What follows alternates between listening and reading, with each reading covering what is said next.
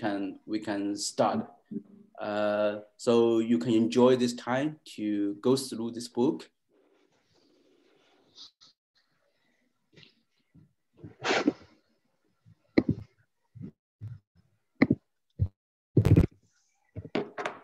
Okay, so because people are continuously joining, so I just want to repeat. Okay, so we have a book, and we have a pre-print of this book available.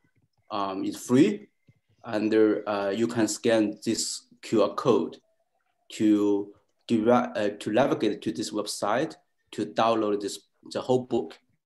Okay.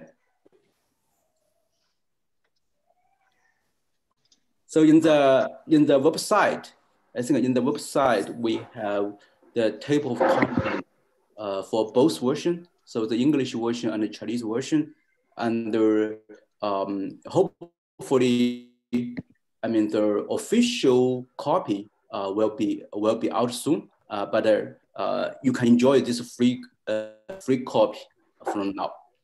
Okay, I think people are coming, but we have a very full schedule. So while waiting, I think let's get started. Okay, so welcome to join our tutorial. So my name is GNN from Michigan State University. I will co-present this tutorial with my student Yaoma, Weijin, and Ichiwan, and also my graduate student Tyler. And he is an assistant professor law in Vanderbilt University. And you can get more details about this tutorial in the tutorial website. And also we will keep the slides updated in this website. Okay, so today we will talk about graph neural networks. So I think this is the topic of the tutorial. The first question could be why we care about graphs. A graph actually is a very simple structure, right? A set of rows, a set of edges, and those edges describe the relations among the nodes. There are mainly two reasons why we care about graphs. So the first reason is graphs provide a universal representation for data from many real-world systems. Some of them are explicit. For example, for the audience, please mute your. Please mute your audience. And if you have any questions, so just anytime you can stop us. But if you, so it's better to mute your audio. Okay, some of them are explicit. For example, we have social networks from social media, transportation graphs, and also in the micro world, like the molecular graphs and gene graphs. So others are implicit. So basically, although the raw data is not graphs, but we can typically convert them into graphs. For example, for images, we can consider an image as a grid graph. And then also in this table, we show a lot of types of raw data can be converted into graphs. So the second reason is a lot of real-world applications or problems can be considered as a set of computational tasks on graphs. So we need a set of common computational tasks on graphs. For example, we have the link prediction. A lot of real-world problems like the friend recommendation, item recommendation, they all can be considered as link prediction problem. Of course, node classification. So, for example, if we want to predict some properties of some drugs, actually this is a typical classification problem, could be the node classification problem. A lot of efforts from many disciplines try to find solutions to those computational tasks on graphs. We can see we have already saw the efforts from math, statistics, physics, social science, and of course, our computer science. So one popular solution from computer science will show in this figure. So the major obstacle to solve those problems on graphs is the data points on graphs are naturally not IID. But however, traditional machine learning will always assume the data is IID. So we cannot directly apply traditional machine learning on graphs. One idea is, so we can flat the graph, right? And we get a representation of the graph like the traditional data. So in this way, we can consider those tasks as traditional machine learning tasks. For example, aforementioned link prediction, right? We can consider it as a classification problem. Basically, we give a pair of nodes. We try to predict or classify whether this pair with a link or not. So a key to this solution is representation learning. So how can we run good representations for graphs? When we mention representation learning, probably the first word in your mind is deep learning. Indeed, when we introduce deep learning in a lot of fields, actually the significantly advanced those fields. For example, here we give two examples. One is for the objective detection in image, and one is the speech recognition. So in both fields, deep learning advanced their performance significantly. So now, actually, we see a lot of opportunities when we bridge deep learning with graphs, because in this way, actually, we probably can provide a universal solution to a lot of real world problems where we can donate their data as graphs. So the next question is, can we directly apply deep learning to graphs? So actually the answer is no. Because traditional deep learning is designed for simple grids or sequences. For example, the most two popular architectures, including CNN for images and also RM for sequences. So in both cases, the data structure is, quite, simple. So basically in both cases, we can use some fixed window to slide the data and in this case, we can process the data. However, in graphs, the situations are totally different. For example, here we show a very simple example. So in this graph, actually nodes can have very different connections. So they can have very different neighborhoods. So some of them can have many neighbors. Some of them probably have very few. So although we just use an edge to connect two nodes, but overall on the graphs, the topological structure is much complex. So they can present some motifs, they can present some community structures, they can present a lot of this kind of high order interactions among the rows. And the third challenge is, so in this simple image sequences, right? So typically we can order free to exchange the order of the rows. For example, in the image, if you change two rows, the image will totally be changed. But in graphs, typically we present the graphs as adjacent matrices. And if we exchange two rows or two columns, actually the topological structure is still the same. So that means there's no fixed order for their nodes.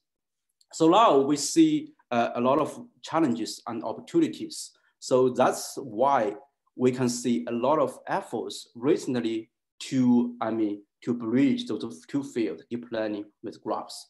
And in this tutorial, we will present one of the most important technologies we call the graph neural networks. So in these slides, we show a general architecture for graph neural networks, just similar to traditional deep neural networks.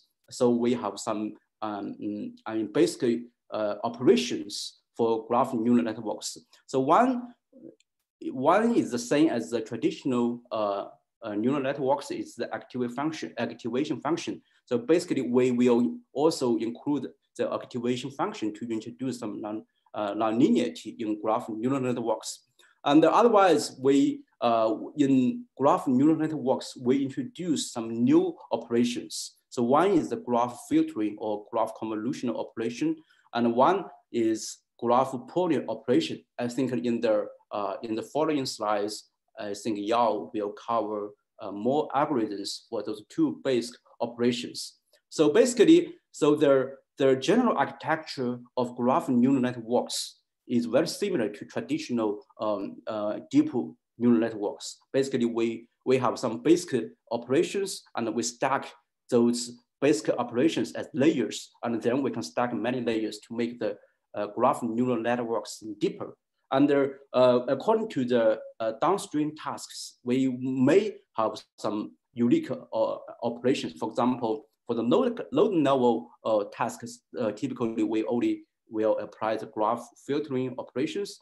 But for the graph level, because we, instead of obtaining the node representations, we need to get the graph representations. So that's why we will introduce other operations like graph pooling. Okay. So in this tutorial, we will include, three major components. First, we will introduce some foundations of foundations. So those foundations will serve as the preliminary knowledge to understand the models. So in the model part, we will include the graph filters from the spectral and spatial perspective, and also we will introduce the pooling operations in GNN. And after that, we will include some advanced topics of GNN, like the robustness, like the deeper, like the scalability, and also the recently hot topic, self-supervised learning to expand their capacity of GNN. And eventually, we will detail one major application of GNN in recommendations. Given the time limitation, so we only can cover some selected topics in this tutorial. However, actually, this whole field is expanding very fast. If you want to know more things in this field, actually, we have two more things we want to mention here. So the first one is we have published a book on deep learning on graphs, and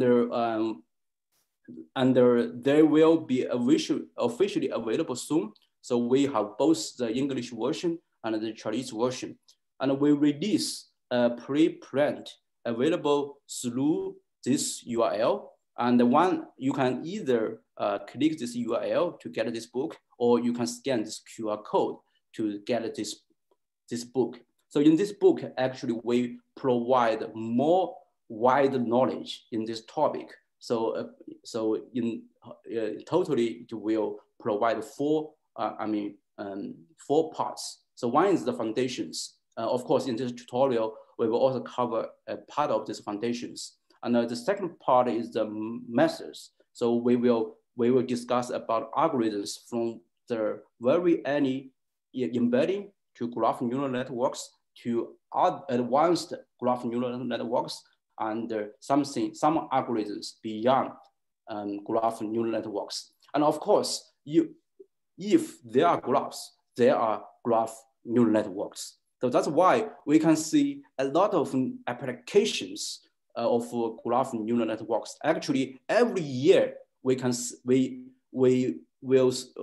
have witnessed some new applications. So here, basically in this book, we mentioned some applications in natural language processing, computer vision, data mining, and also the biochemistry and the healthcare. And eventually we put some advanced topics into the fourth part, including the advanced methods and advanced applications in many other fields. So just go into this website and get a free version and enjoy it if you want to know more about this field. So with this book, I think you can learn from the foundations to the advances. So it's a very comprehensive book. It will give you a very comprehensive understanding on this topic. So if you want to practice some topics in this field, in this topic, actually, one thing you can practice is about the robustness of graph neural networks. We have a repository we call Deep Graph Robust. We provide you the interface and we provide the implementations of a lot of adversarial attacking and defense algorithms. If you are interested into the safety of the machine learning in the whole field, or actually we have the deep robust, so we should expand the algorithms from graphs to many other domains like image and so on. Okay. Also, again, you can scan the QR code to visit those repositories. Okay, so that's a brief introduction about this about the whole field and also the tutorial. And next, I think Yao will present the foundations and some basic models of GNN. Thank you.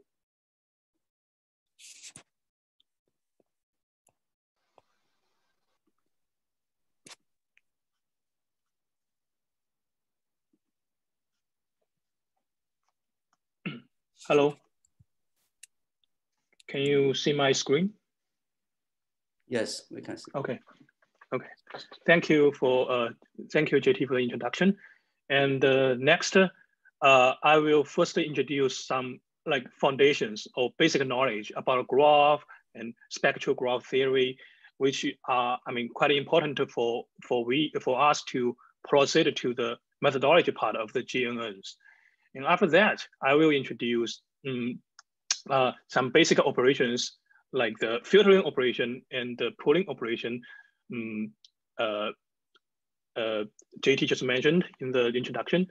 And after that, Wei and Tyler will introduce more about the methods. So let's start with the foundations. Basically, here on the left, what I'm showing is like a graph where we have a set of nodes and also a set of edges, kind of like connecting the nodes, describing their relations. And so given such a graph signal is kind of like a function which maps like each node into a scalar value. So as I'm showing here, we are mapping each node to a value here. Of course, graph signal can also be multidimensional. So in that case, instead of like a single scale value, each node is mapped to like a vector. So you can just imagine it as like a features.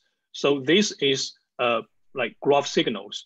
In most of this tutorial, we will focus on the single dimensional graph signal. So when we want to use the multidimensional one, I will specifically mention.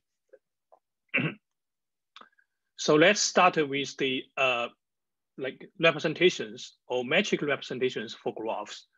Given such a graph, actually we can describe their relations, the like connection information in the entire graph by an addition matrix, as shown here.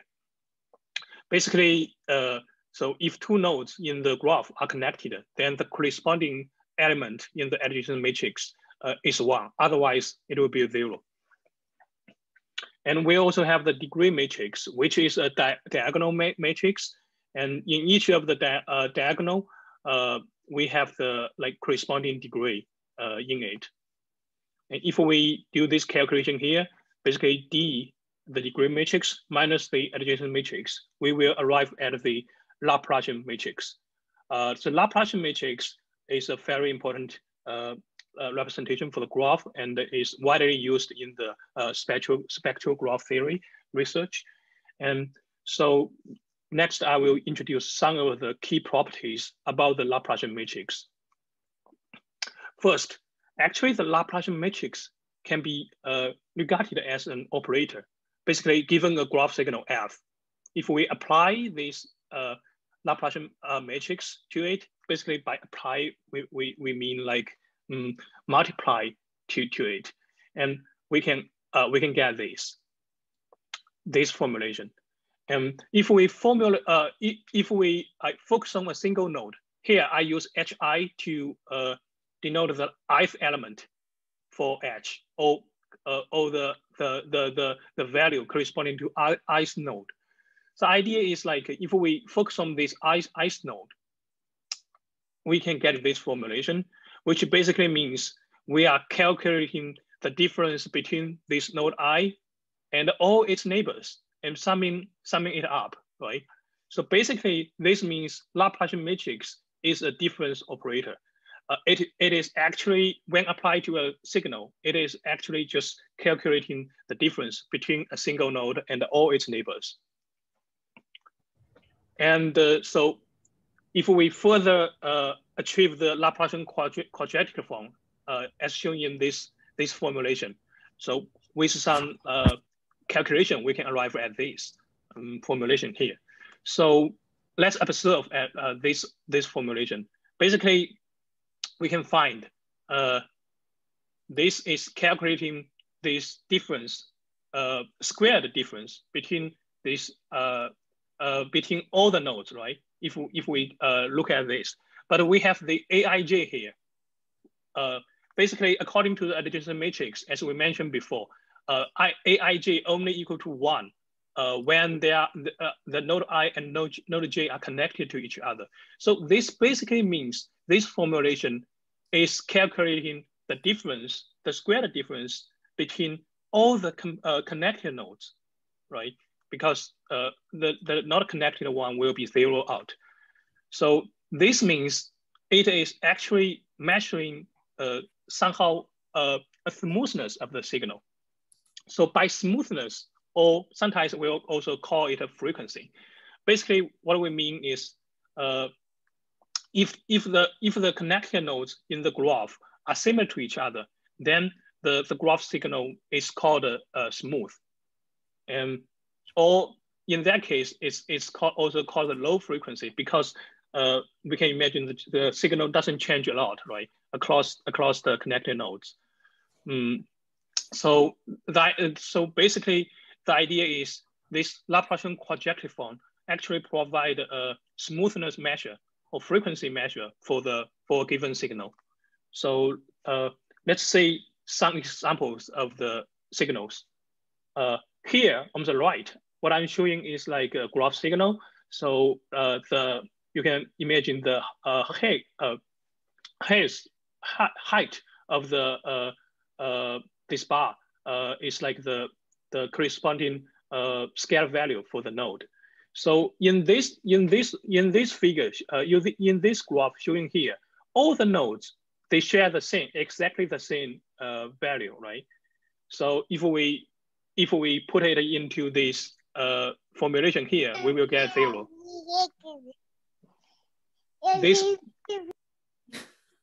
This basically means this signal is very smooth, right? And also we can also directly observe from the graph here because it doesn't change.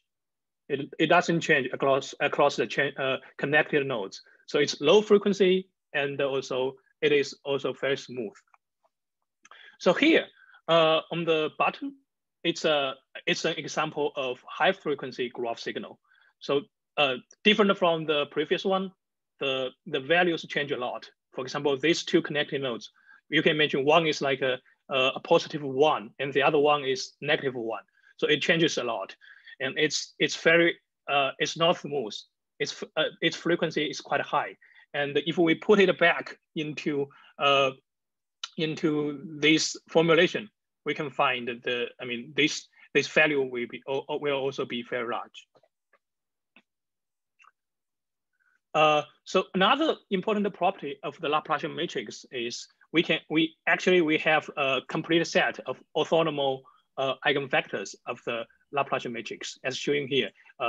So we have the eigen decomposition here, where U0 to U(n-1) denotes the Laplacian, the eigenvectors of the Laplacian matrix, and lambda 0 to lambda n-1 are their corresponding eigenvalues. And in most cases, for convenience, we usually denote these eigenvectors altogether into a matrix. Also, this lambda here is the diagonal matrix, just showing here. So usually we also sort the eigenvalues in a non-decreasing order, as shown here. And an important property is lambda 0, or the very first eigenvalue, is always equal to 0. So actually, these eigenvectors, they can be treated as graph signals, or one-dimensional graph signals, as shown here. In this figure, I'm showing the eigenvectors in terms of graph signals for the U0 to U7. Basically, they are like some eigenvectors of the Laplacian matrix and showing as the graph signals. So recall that we have the Laplacian quadratic form here, right? And so for the eigenvectors, if we do some simple calculation following this equation here, basically we do, because it's the eigenvector, Ui is eigenvector, so we have the Lu equal to lambda U, right? So after this calculation, we actually find that this formulation will lead to lambda I. This means basically the eigenvalue measures the frequency of the corresponding eigenvectors.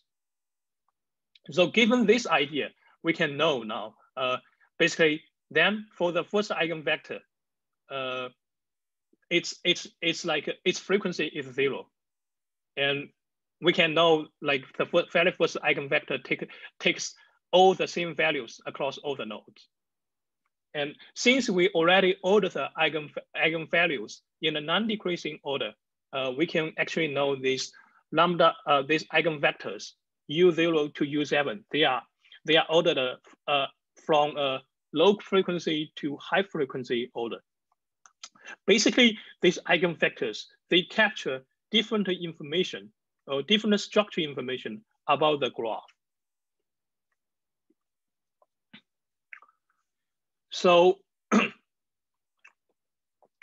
actually, these eigenvectors, as we mentioned, they can be treated as the graph signals. More than that, they are actually they form a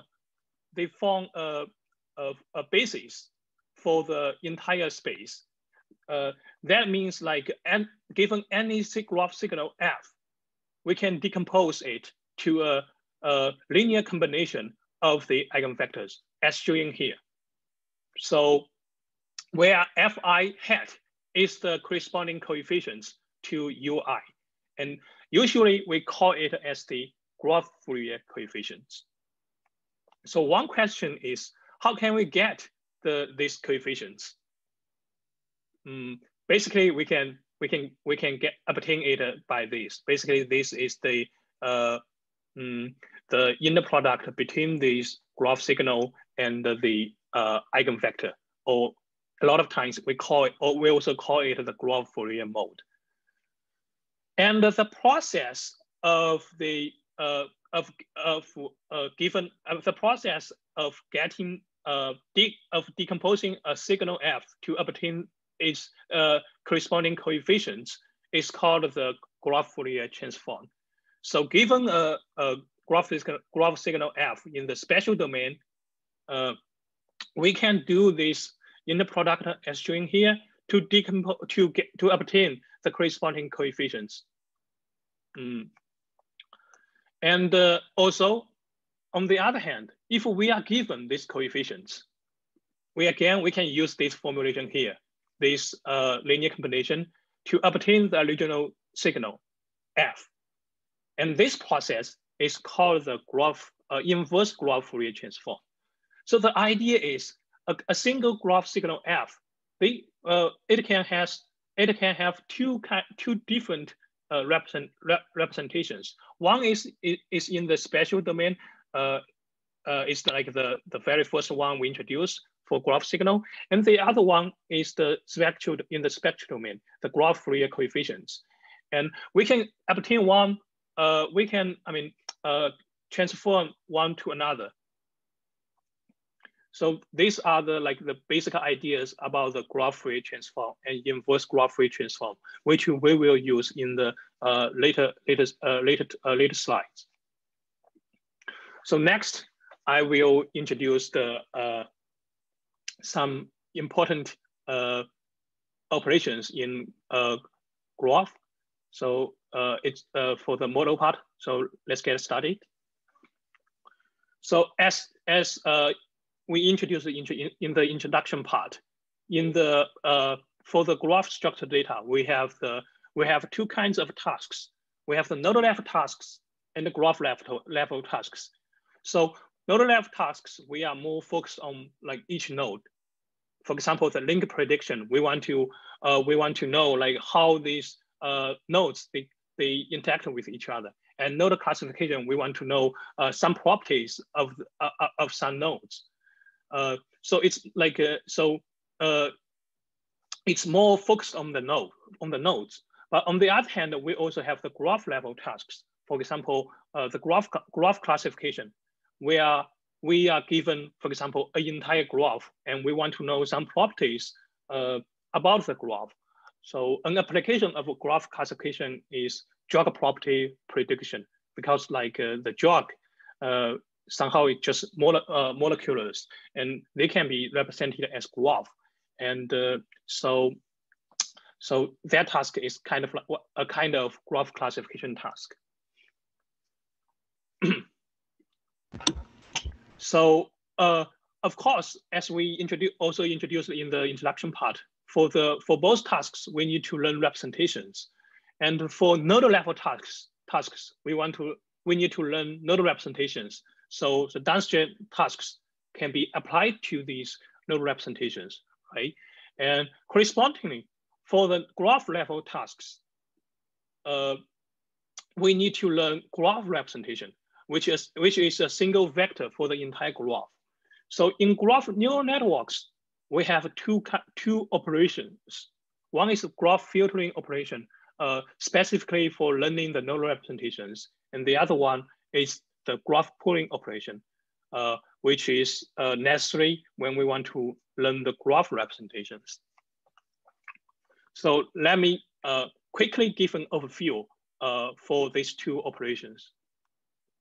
So graph filtering operation, as shown here, the input, we have the graph, we have its structure, basically denoted as an adjacency matrix, and also the node features, or somehow it's kind of like a graph signals, but it's node features.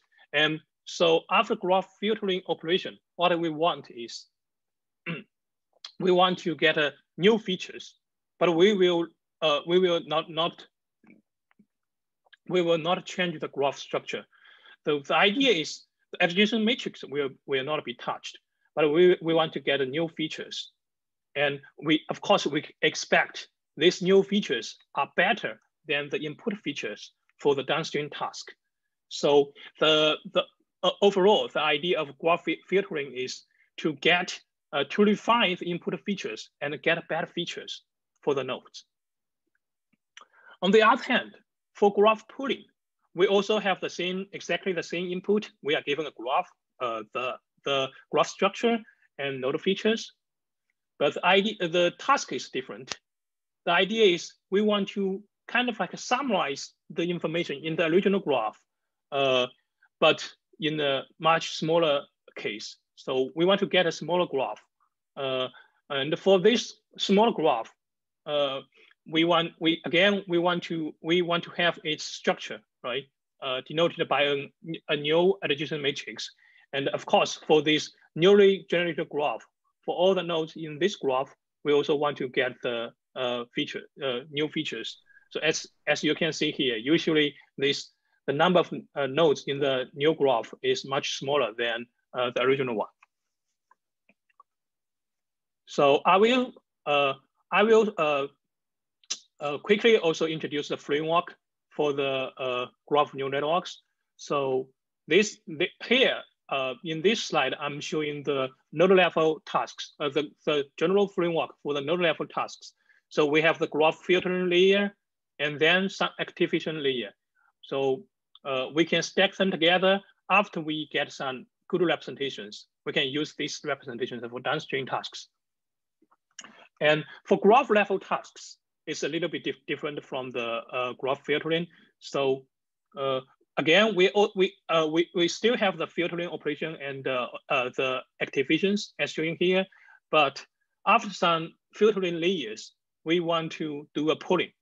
So after this pooling, we will get a small graph, a constant graph, right? And we expect the graph to contain most of the information in the original graph. And so after we obtain a small graph, we can again apply filtering operations on this new graph. And so again and again, we can stack more like this kind of filtering layer, activation layer, and a pooling layer until we get a single representation for the entire graph. So I will first introduce the graph filtering operation, then the pooling operation. So let's get started. Actually, so the graph pooling operation, it was like actually investigated long ago. It can date back to 2005 when I would say the very first GNN was proposed, but it didn't obtain a lot of attention until I think in the 2004 or 2014 or 2016, we have the spectral based graph filtering operations. And then in 2017, the work named graph convolutional networks actually make this direction really popular. So graph convolutional networks, actually it can be treated both as the spatial based filtering and the spectral based filtering. So we will show the connection, when we talk about the GCN. And after that, later on, we have seen a lot of new designs for graph filterings. For example, graph sage, GAT, MPNN. So, and in this part, we will introduce these graph filtering operations based on this order. So first, we will introduce the very first graph filtering operation, which is spatial based filtering, and then some of the spectral based filtering, and finally we will come back to spatial based filtering and compare their similarities. So this is like the graph filtering operation introduced in the very first GNN paper, which was published in 2005. So here, the HIK+1 denotes the kind of like the new hidden features we want to obtain by graph filtering operation. And so Li is the input features. So when we want to obtain the new features for the like K+1's layer, actually in the very first GNN paper, what they do is they first use some F function right here. So the F function could be a feed-forward neural network to transform this information about the I node and also J node, and where the node J is like one of its neighbors. So after doing this transformation, it aggregates all the information from its neighbors, right? So this process is actually just for node I. We just get all the information from its neighbors and aggregate them together. That's basically what they do in the very first GNN paper.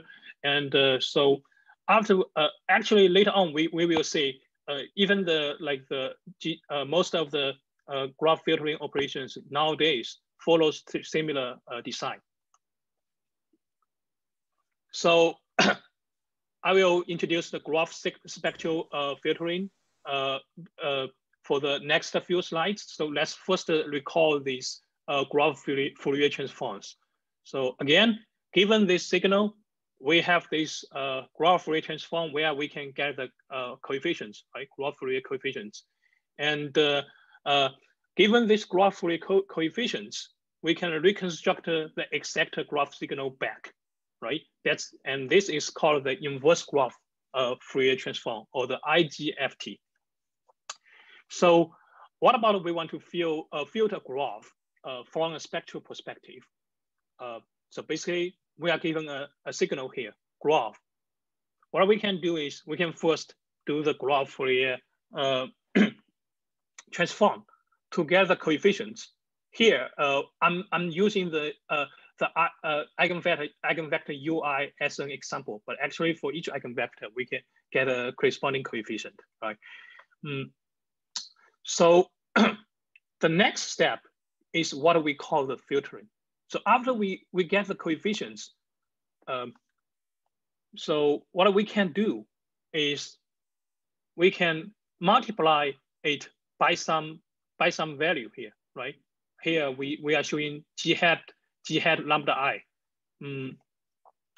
So actually we can modulate the frequencies for the different coefficients.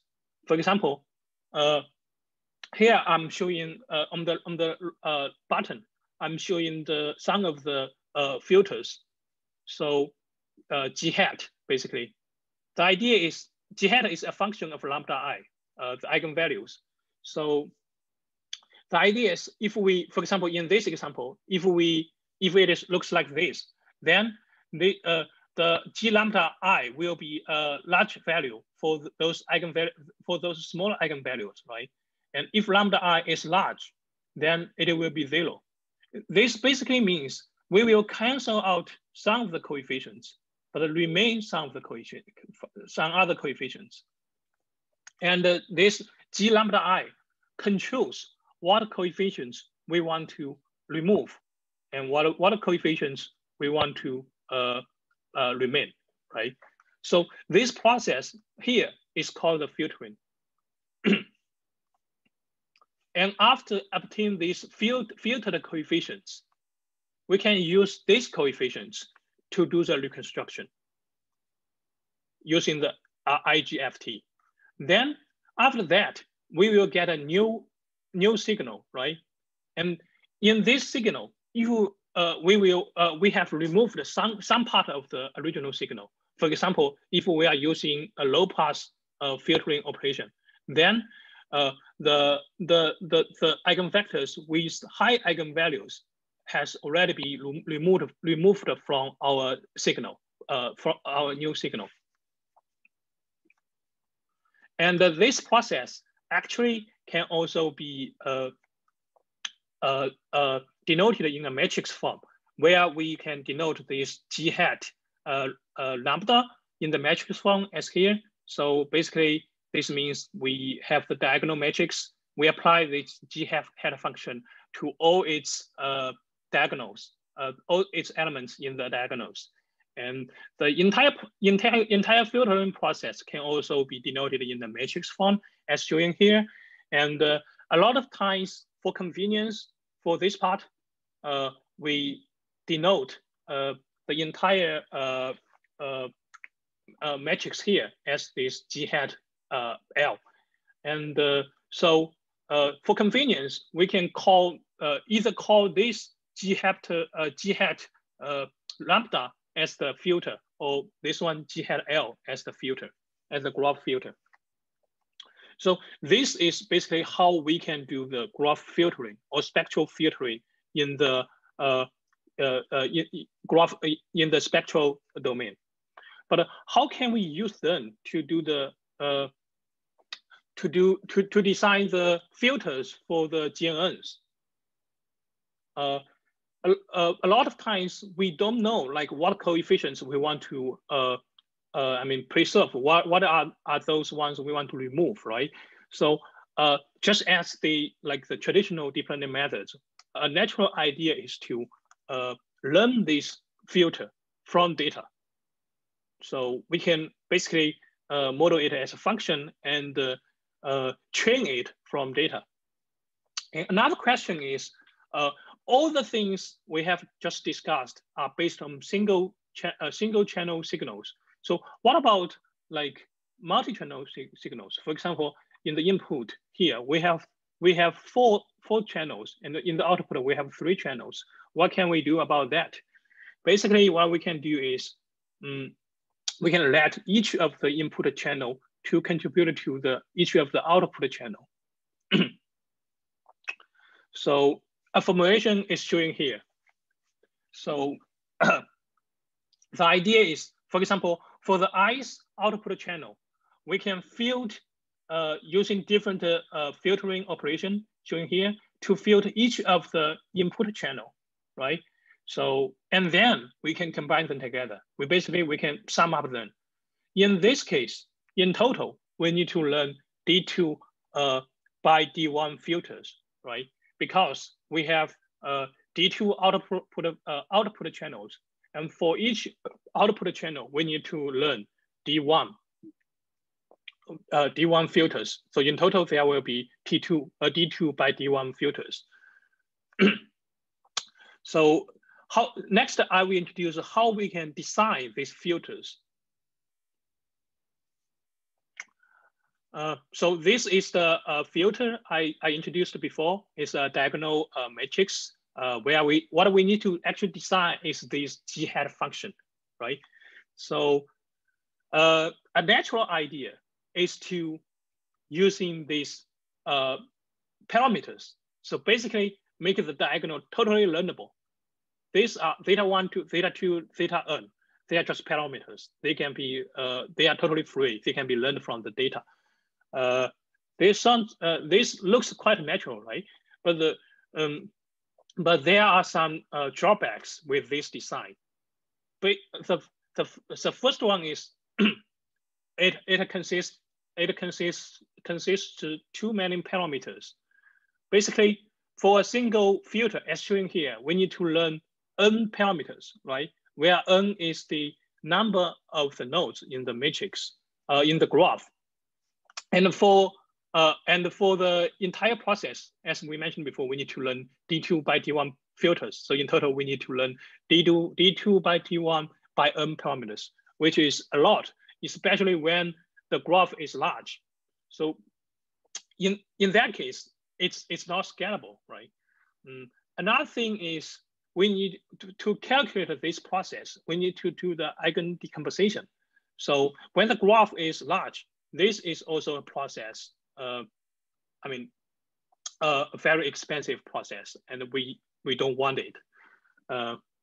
So later on, we have improved this design. Instead of like make them totally learnable or make them just free, we can model this G hepta lambda as a polynomial function, as shown here. So you can see here, in this formulation, for each diagonal metric, for each diagonal element, we take exactly the same form, right? They share the parameters. The only difference is the input, the eigenvalues. So in this case, we only have k parameters for each filter, and in total, only D2 by T1 by k parameters, and it will not scale. Corresponding to the number of nodes, it will just be k, where k is a number we can predefine. And another advantage is if we calculate this process, which is the filtering process, we can arrive at this. Which is actually just a linear combination of the filter different powers of the Laplacian matrix. So in this case, because it's just based on the Laplacian matrix, we don't need to do the eigen decomposition for the Laplacian matrix. So this is another great advantage. And this filter, actually, this polynomial based filter can be observed from a spatial view. So let's focus on a single node, node I here. So by this, what I mean is the ith element of the output signal, this one. This process actually can be formulated as this, if we just like reformulate it a little bit. So basically, this means what it is doing is for the ith node, it is doing a linear combination from all the nodes, and this one in the center is the corresponding coefficient for this combination. So let's look further into this coefficient here. So it is not hard to understand this Laplacian matrix. The ij's element of Lk will be 0 if this like k is smaller than if node I and node j are more than k hops away, then for those like k smaller than this capital K, the Lijk will be 0, right? So in this case, it basically means these coefficients will be 0 if I and j, they are j is not in the k hop neighborhood of I.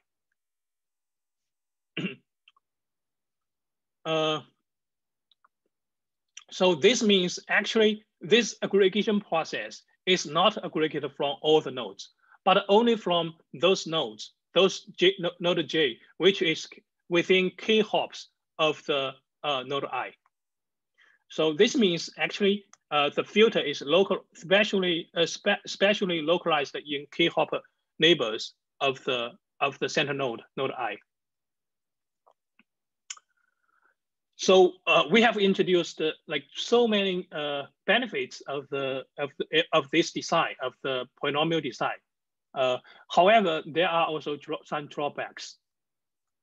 The major drawback is that the polynomial we adopted, actually the basis is this, right? It's 1x squared and x cubic. This is a polynomial we use.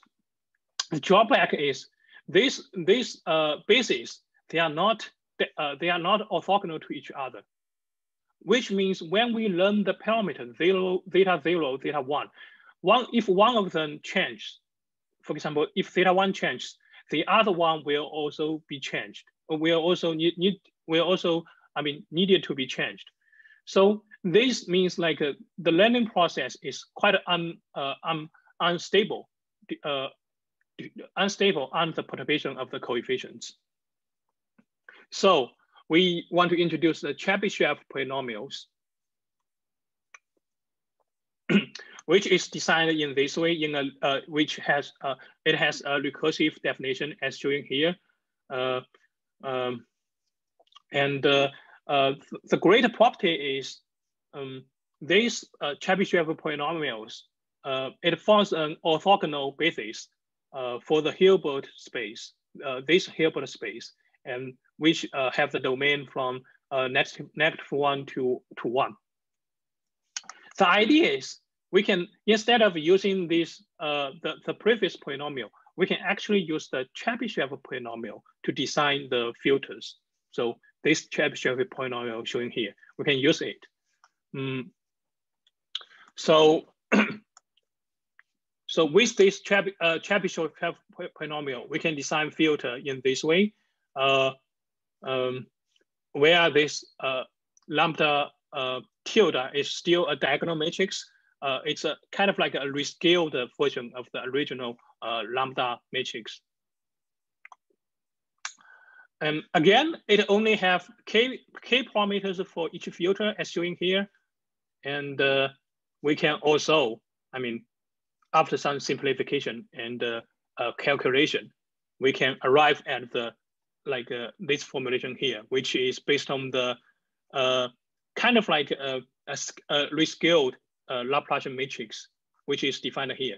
So this means basically, again, we don't need to do the eigen decomposition for the Laplacian matrix. And so it has all the benefits from the previous introduced polynomial-based design. And also because these polynomials or the basis, they are orthogonal to each other. So this is also stable under perturbations of the coefficients. And this, so the graph convolutional neural network is actually just a simplified Chebyshev net. So here, what I'm showing is like how we do the simplifications.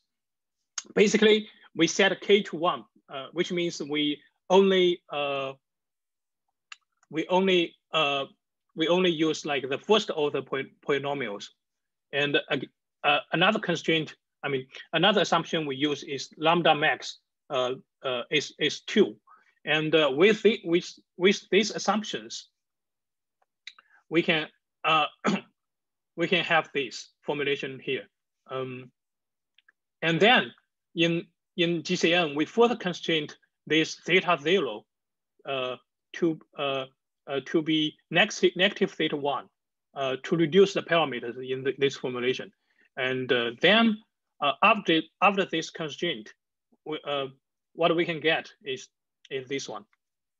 And this is the design field, the filter design for the GCN.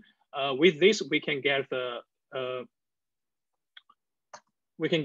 like new filters showing here, which I think that's like the kind of like the familiar form we usually say for the GCN.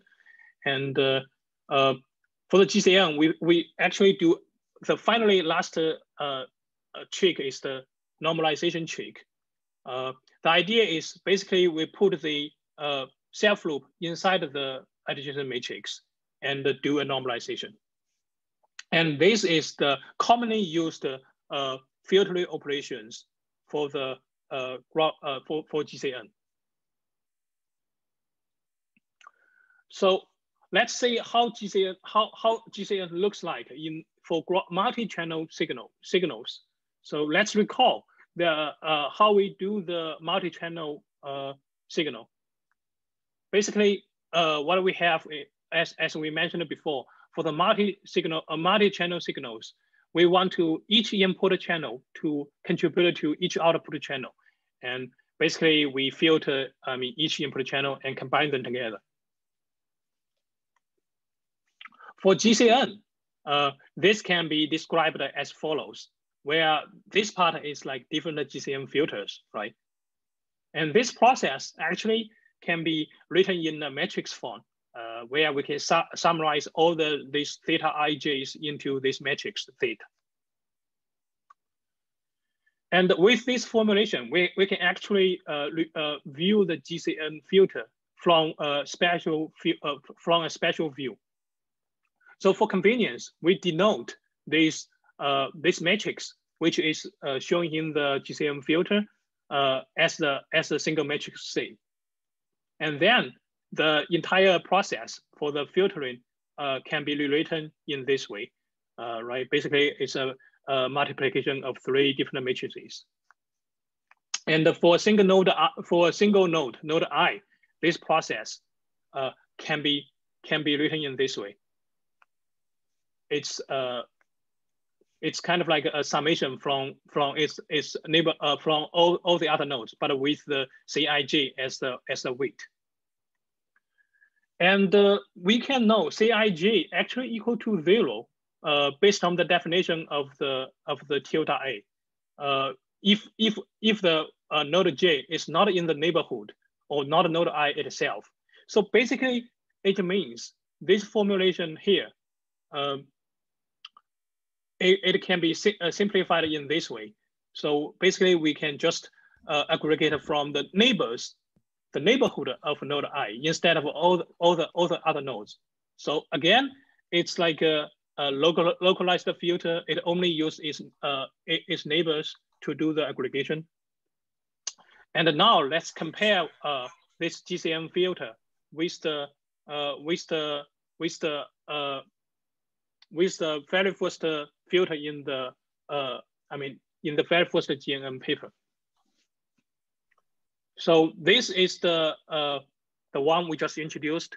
The GCN filter, and this one is the operation in the we introduced before for the very first GNN. So the idea is, what they do is both of them are doing some feature transformation here, right? For the feature of its neighbors, it first do some feature transformation, and then it will do the feature aggregation. So they share a very similar form. Both consists of the feature transformation and the feature aggregation. So let's see some more examples of recently proposed graph filtering operations. Actually, they all follow the same formulations. For example, graph siege. The difference from graph siege and the GCN is, instead of like aggregated from all the neighbors, they first do a sampling. So for example, we can only use node 3 and node 8 for node 1 to do the aggregation. And then they do the aggregation from these sample neighbors. And then the sampler, they use the sampler, this information, aggregated information, to combine with the previous hidden features to generate the new features for node I. And so another idea is like, previously we treated all the neighbors equally for node I if we want to aggregate from its neighbors. But actually, so which might not be good, because like different nodes can have different importance to the center node. So in GAT, yes, they formulate this weight as different scores, and they learn scores through like functions like this. So they make it learnable and to get this formulation. Finally, the MPNM framework kind of like summarize the previous process. Basically, we have the aggregation process, and this is the message function to calculate the message for node J, which is a neighbor of node I. And after calculating this message, we want to combine them all together to kind of like generate a new message, MI. And then to calculate the new feature for node I, we can combine the new message MI together with its previous hidden features. And this is kind of called the feature updating. Again, we have the aggregation and update in here. So more recently, there's like some new advancements showing like many filtering operations, including GCN, GAT, we just introduced, and some more recently observed ones like PPMP, APPMP. These filtering operations, they are all solving a graph signal denoising problem, as shown here. So if you are interested, you can check out this recent paper showing like they are all solving this graph signal denoising problem. So that's all about the graph filtering operation. And next, I will introduce the pooling operation. So before I introduce it, let's recall what the pooling operation do. Again, we have the input adjacent matrix and the node features. What we want to get from the pooling is we want to get a constant graph, right? Where we have like a smaller number of nodes, and what we basically want to get is like a new graph. So the new structure denoted by adjacent matrix and the new features for the new nodes.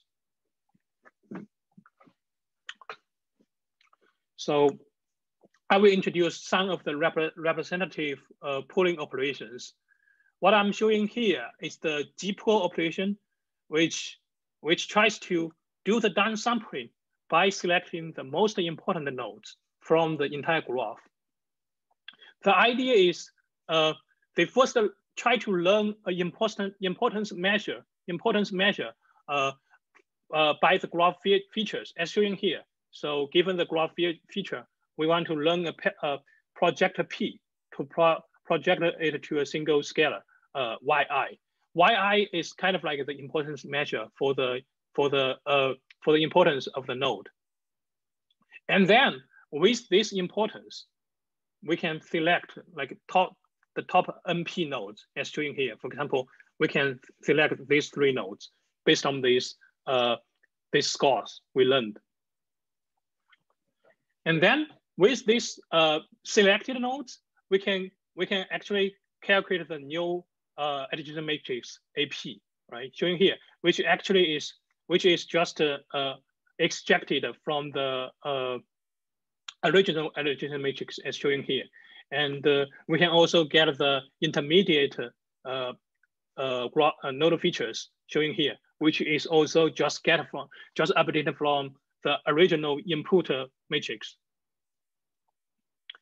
Then with these intermediate node features, we can generate new features based on both the node features and the importance by this gating system here. So this basically is the idea for the G-pool. And the div pool actually treated the graph pooling from another perspective. Instead of downsampling from using the the nodes in the original graph, they try to cluster the graph into different clusters as shown here. So these clusters, they are actually they can be overlapped to each other. So to learn, they try to learn this assignment or these clusters using GNN filters. So for this purpose, they designed 2 filters. The first one is the soft assignment, is to learn the soft assigned matrix as shown here. So this is the input for the graph, and what they want to learn is HA, which has NP dimension for each node, where NP is like the number of nodes in the small graph we want to get. The idea is like the NP, for each node, the corresponding law is like kind of can be regarded as a soft assigned matrix, soft assignment matrix showing like how much or how many this node should be assigned to this cluster. And then there's also a second filter, which is like generate new features. Then with these 2 matrices, the soft assigned matrix HA and the new features, we can generate the new addition matrix and the new features for the newly generated constant graph. So the new AP, the addition matrix for the new graph can be generated by by this, basically using this HA and the original graph structure A. And the new features can be generated using the assignment matrix and these new features here. The idea is like basically we want to aggregate for each cluster using this assignment matrix from the original features to generate the new features for the new clusters. So this is basically the idea for the div pool. And finally, we want to introduce the eigenpooling. So in eigenpooling, the new structure is learned by clustering methods. So we can use some clustering methods, for example, spectral clustering to get these new structures. And the major focus is to how to learn the new features for the constant graph. And the major challenge is how can we capture both the for each cluster, how can we capture both the graph structure and the nodal features in this cluster? So to achieve this goal, we want to refer back to the graph spectral theory. So recall that we have in this graph spectral theory, we have the graph Fourier transform and the inverse graph Fourier transform, and so the original graph signal and the graph coefficients. Given the coefficients, we can reconstruct the graph signal, and the question is like whether we need do we need all these coefficients to reconstruct a relatively good signal? So the answer is actually we don't need all of them.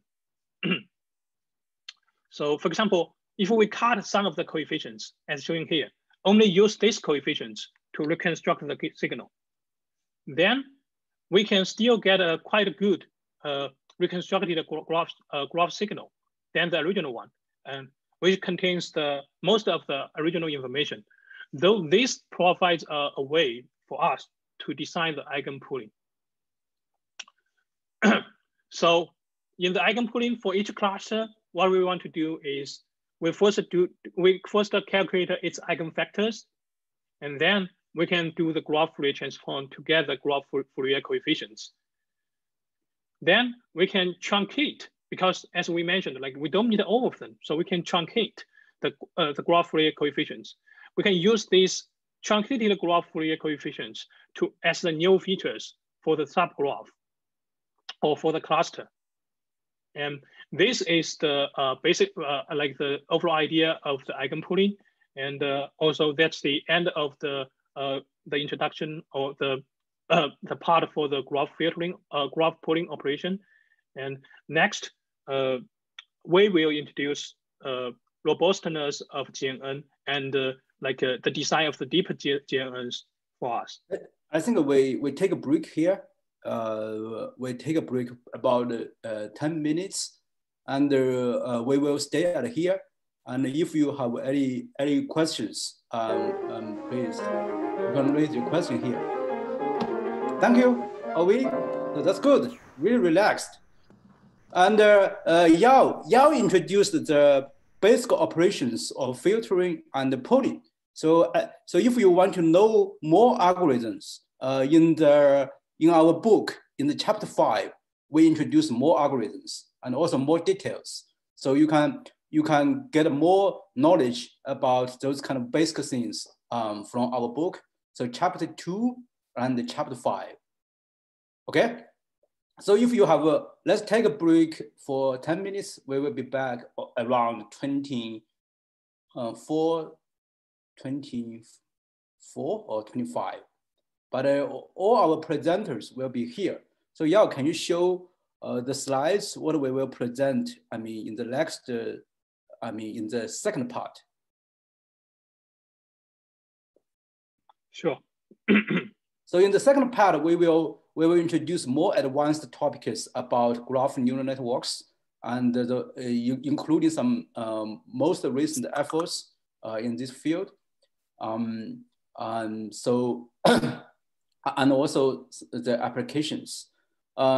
So if you have any questions, please you can turn on your audio, and we can speak. We can interact. I think we get a lot of good questions from the chat, and we try our best to answer. And if you still feel confused, so we can discuss during the break. So otherwise, I will see you around 4:25 p.m.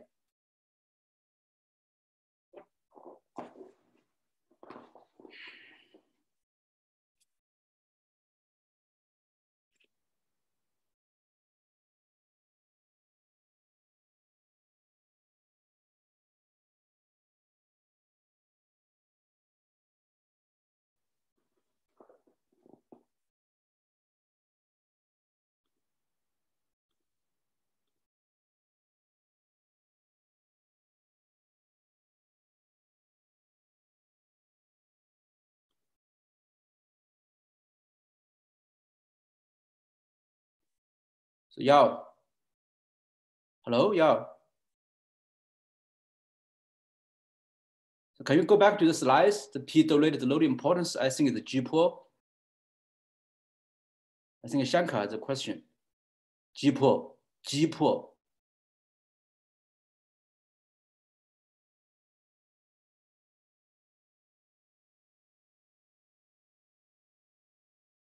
P, right?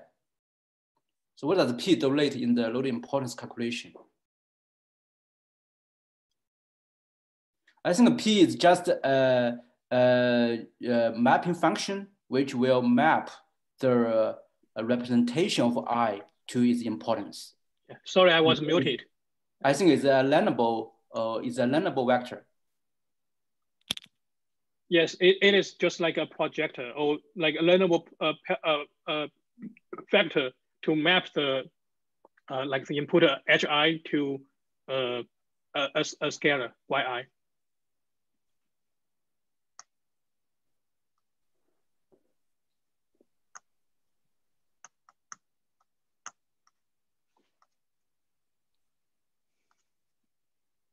So any questions you can raise here, and also take a break, drink some water. And the slides are available from our tutorial website. The book is also available. And Yao mentioned actually, so we recently have a pieces of work to show. I mean, those filters they share the same form, and the book. The paper link I also shared here. Yes, Shankar, you're right. And P is learnable, is learnable. So basically, it's a parameter, is a projection vector to learn, and also it's shared by all the loads.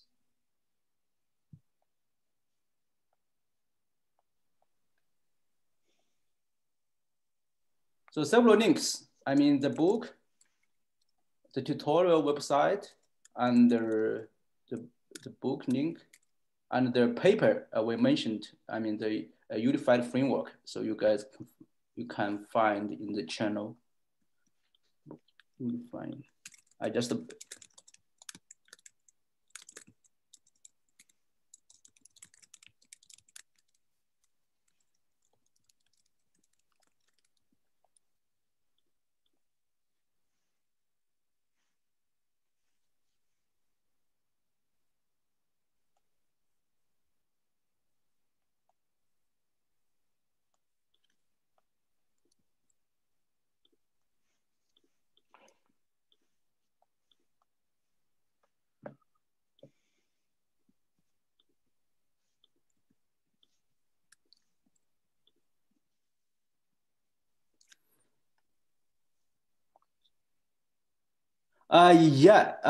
so when you say semantic segmentation is a topic in computer vision, so if yes, so we will not cover in this tutorial, but you can check our book. We have a chapter about GNNs in NLP and computer vision.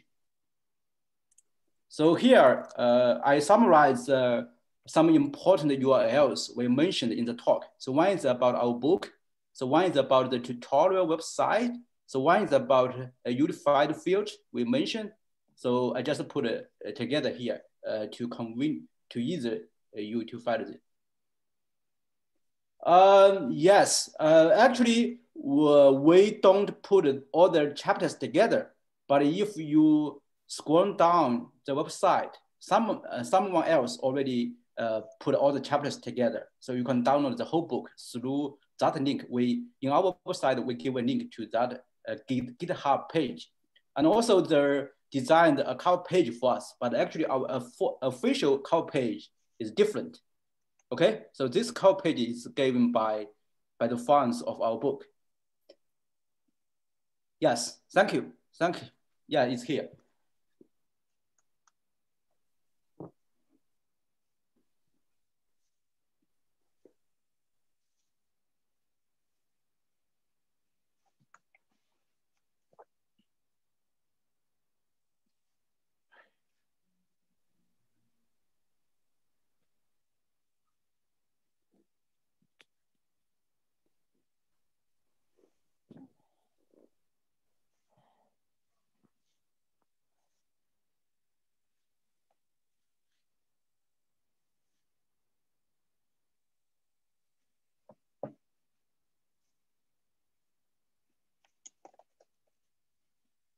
Yes, I think the whole framework of GPO is an end-to-end framework.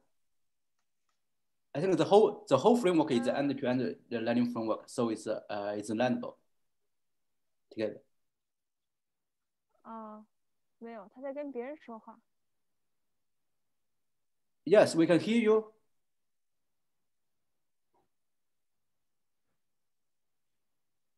So do you have any questions?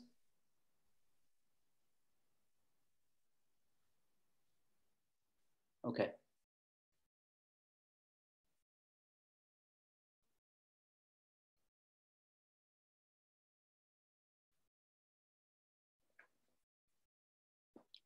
In this tutorial, we only cover the most representative methods. So the whole field develops very fast. So if you want to know more about this field, please refer to our book.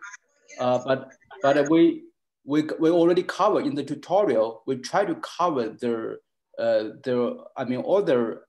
several categories of algorithms. We try to cover the most representative ones in each category. Of course, there are a lot of all about this field. So we have more new algorithms, and in our book we cover more and with more details.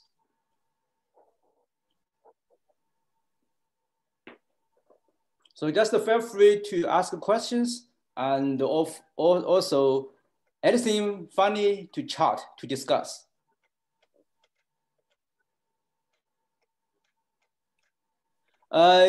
Yes, there are some.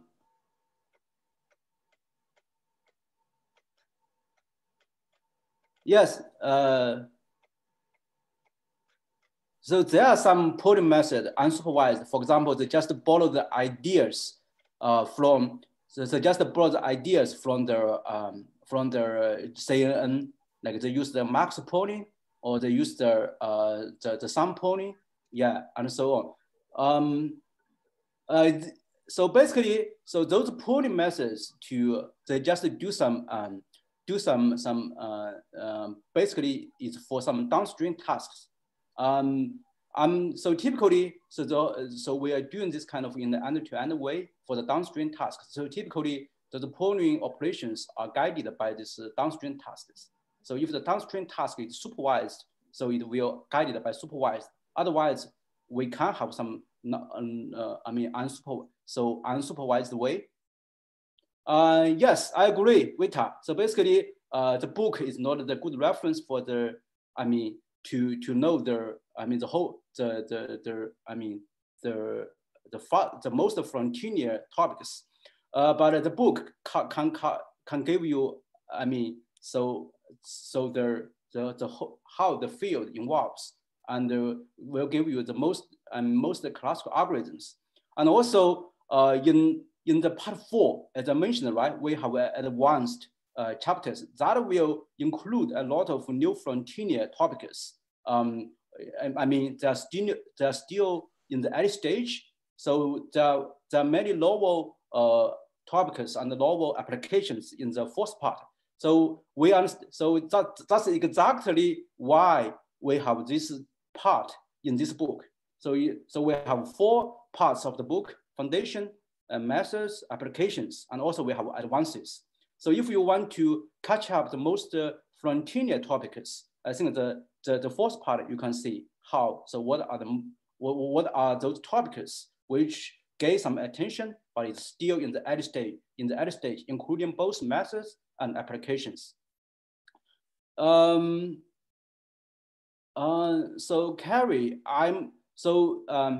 my friend is working one book. Basically, it's about GNN in practice. I think that could serve as this kind of more practical way instead of always more from the methodology perspective. So I will check with him when the book will be out. Yes, actually the graph generate. I think the molecular graph learning is a quite a hard topic especially in the, during the COVID-19. So we want to use AI for healthcare, for drug discovery. So in our book, so you can check the healthcare chapter. You get some application areas where we apply GNN in the molecular graphs. And also very recently, I think, it's not recently, but there are increasing attention about the molecular graph generation through GNNs.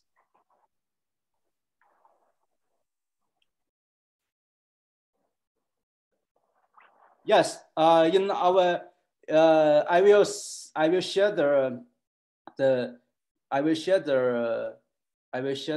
link again. Okay, so all those come links. Okay, so the tutorial, the book, and the one paper we mentioned, we have a unified filter. Okay, so because we have a very compact schedule, so I will continue to answer your questions during the chat room. But let's resume our tutorial. Wei, are you ready? So let's resume our tutorial. Yes. Yeah. So we will start from the robustness of GNNs, and we will cover robustness, deeper GNNs, and the scalability, and also the self-supervised learning. Typically, it's very important to improve the performance and also to enable the pre-training of GNNs. Oh, okay, Wei, you can start. Yeah, sure. So can you see my screen? Yes. Okay. So hello, everyone. I'm Wei Jing, and I'm a PhD student from Michigan State University. Yao has just given a very wonderful introduction on the foundations of graphs and graph neural networks. Now I'm going to talk about a more advanced topics, which is the robustness of graph neural networks. But before we dive into this topic, let's first take a look at adversarial attacks in the general deep learning field. So as we know, the deep neural networks are vulnerable to adversarial attacks. For example, I have a panda picture, and currently this picture is correctly classified as a panda by the neural network. And however, if some attacker, they inject some small adversarial noise, epsilon, into this picture, then we can still get a panda picture. I mean, to us humans, this is still panda, but the deep neural network will misclassify it as a gibbon. So in this sense, the deep neural network are fooled by those small changes, and it can be quite dangerous in the real world applications. And here we summarize the goal of adversarial attacks as follows. So basically, it aims to find X prime. X prime is a modified example, or we say adversarial example, which satisfies the difference between the original sample and the adversarial sample is no greater than delta, such that the prediction of the adversarial sample is no longer the ground truth label. So basically, the aim is to make the target model give the wrong predictions. Then you may have this question: since graph neural networks are extensions of deep neural networks, do graph neural networks suffer the same problem? And unfortunately, the answer is yes. Let's take a look at this example. So here we have a graph data, which contains 6 blue nodes and 2 green nodes. And here, the goal of this GNN is to predict the color of the nodes. And we can see here, the GNN model can successfully predict the node 8 as a green node. Then some attacker injects some random noise into this graph by connecting node 8 with a blue node 3. And such a small change can make this GNN model to give the wrong prediction. So as we can see here, graph neural networks are also vulnerable to adversarial attacks. And then you may wonder why this is important. Why do we need to study this problem? So actually, we do not care about this toy example, but just imagine this graph data is a very huge credit card transaction graph in financial systems. And the 2 green nodes are actually 2 fraudsters. The fraudsters can disguise themselves by connecting themselves with some high credit users. And by doing so, they can escape from the detection of the graph neural network models, which can be very detrimental to the financial systems. And graph adversarial attacks can also happen in recommender systems, such as social recommendation in Amazon and social recommendation in Facebook and product recommendation in Amazon, and etc. So, so as you can see here, it is of great importance to study the adversarial attacks, and also we need to find some ways to, or some strategies to defend against those adversarial attacks. So during the rest of this topic, I will divide my speech into two parts. The first is to describe the popular attacking methods, and the second part is to describe how do we defend against those adversarial attacks. So let's, but for developing the adversarial attacks, you may wonder if we can directly apply the existing solutions or existing attacking methods designed for image data on graph data. So, and we cannot directly do that since there are several major differences between images and graphs. So the first thing is about the discreteness. As shown in the right part of this slide, you can say for an image, we can represent it as a matrix with continuous values. While for graph data, we usually represent it as an adjacent matrix, which is binary, and you can see the values in the matrix are either 0 or 1, so it is discrete, which is quite different from the image case. And then the second difference is about the perturbation measure. And you know, as we said before, the goal of the adversarial attacks is to find some small perturbations that can fool the target models. So we need to define the perturbation measure that help us to distinguish if the data has been greatly changed. It can be easily done in the image case, since to us humans we can easily tell whether two images are same or not. But in graph case, it is quite hard to tell for two given graphs if they are similar or not. So this is kind of a big challenge here. And for the third difference, there are much more perturbation types in graph data than that in the image domain, and we'll take a look at them one by one. So so the most straightforward is just to add an edge between two nodes. And we can also delete an edge between two nodes. And we also have the rewiring operation. The rewiring operation involves 3 nodes, and we will the rewiring will delete an edge between 2 nodes, and it will connect one of the 2 nodes with the third node. So this is called rewiring. And the first one is called node injection. So basically, it will inject some new nodes to the graph data. So basically, we create some new nodes and connect those new nodes with the existing nodes. And this is more practical in the real world situation, since we can create some fake accounts in Twitter and follow some other celebrities or some others. And in addition to those structural attacks, we can also modify the node features just by perturb the feature matrix of the nodes. So that is for the various perturbation types. And then we come to some categorizations of the graph adversarial attacks. So the first thing is about we can divide them into evasion attack and pointing attack.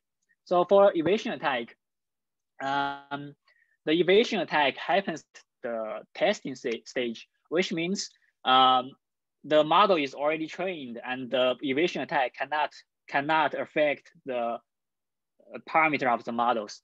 So this is called evasion attack. While for pointing attack, the perturbation process happens right before the model is trained. So it can affect the model parameters. So, and since it can affect the model parameters, it somehow can be more detrimental to the to our models and the whole system. And in addition to evasion and pointing attack, we can also divide the adversarial attacks into targeted attack and the non-targeted attack.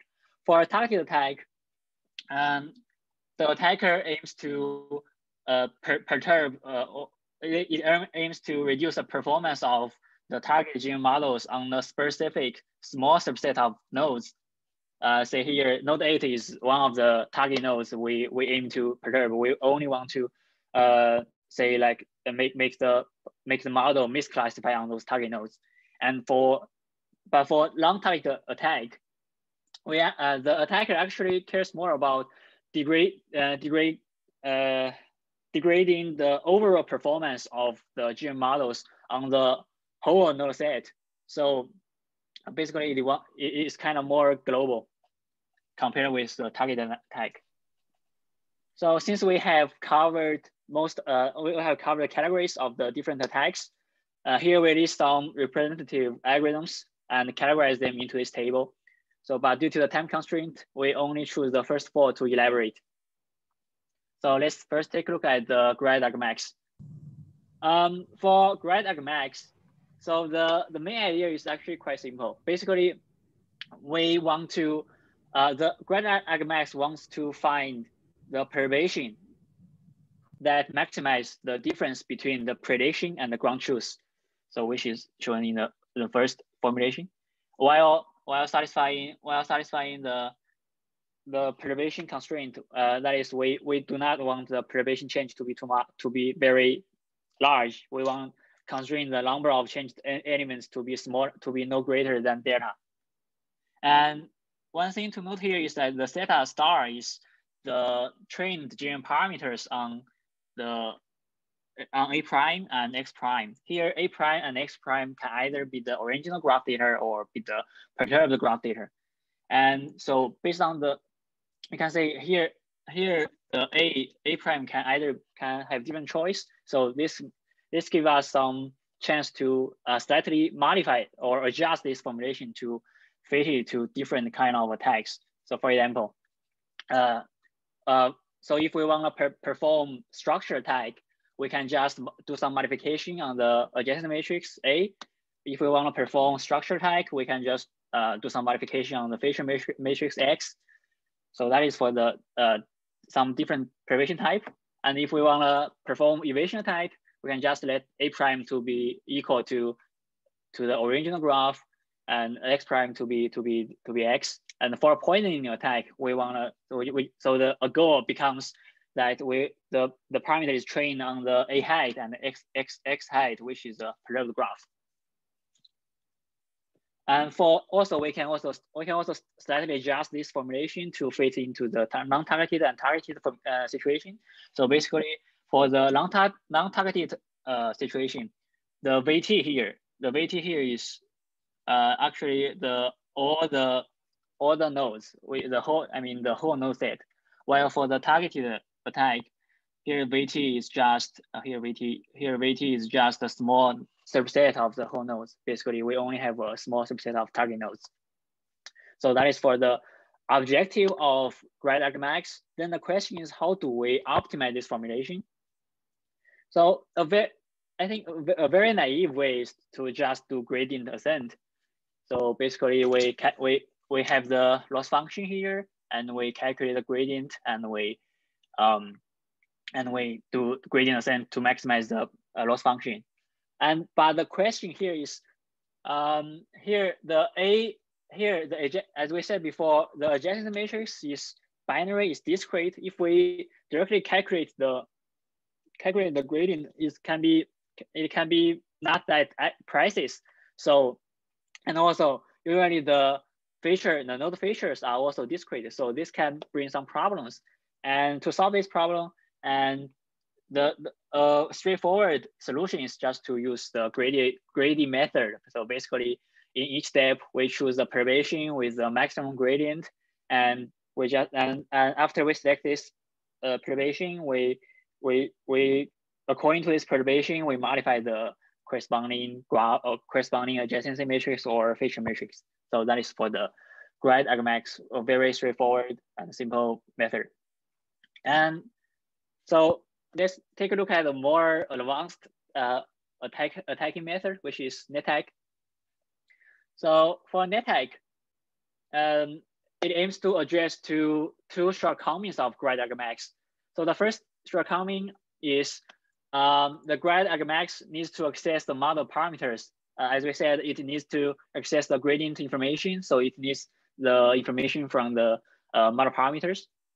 And the second shortcoming is the perturbation constraint may not be enough, since grad argmax only constrain on the change the numbers of the adjacent matrix and the feature matrix, and this might not be enough to make the perturbation small or unnoticeable. And to address those two issues, NetAg first proposed to train a surrogate model based on the data they have. So then after they train the surrogate model, they generate a text on the surrogate model. So in this sense, they do not need access from the original target model. They just need this surrogate model. So this idea can solve the first shortcoming I just mentioned.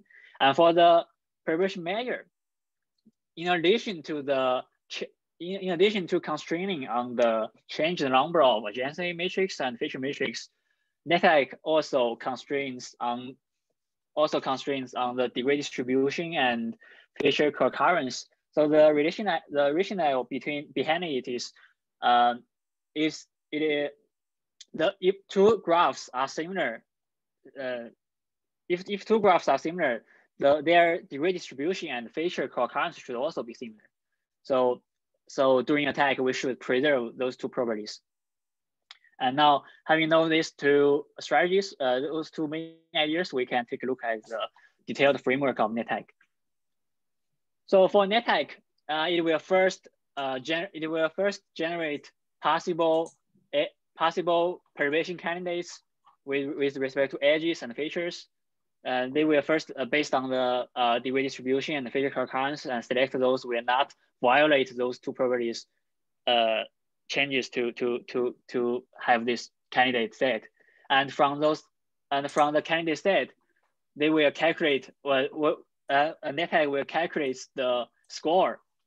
And here the score is actually defined as the classification margin between other labels and the ground truth labels. So if the score is large, it means the model is more likely to misclassify this sample. So NetAg aims to find the perturbation that maximize the score. And after this step, they will have one perturbation and inject this perturbation to the graph data, and we can repeat this process until we reach the perturbation budget, which is the data. Finally, we can get the final perturbed graph and use it to attack the target GCN or GNN models, which can make it to give wrong predictions. So that is for the framework of NetAg. Next, let's take a look at the GEF attack, which is also a targeted attack.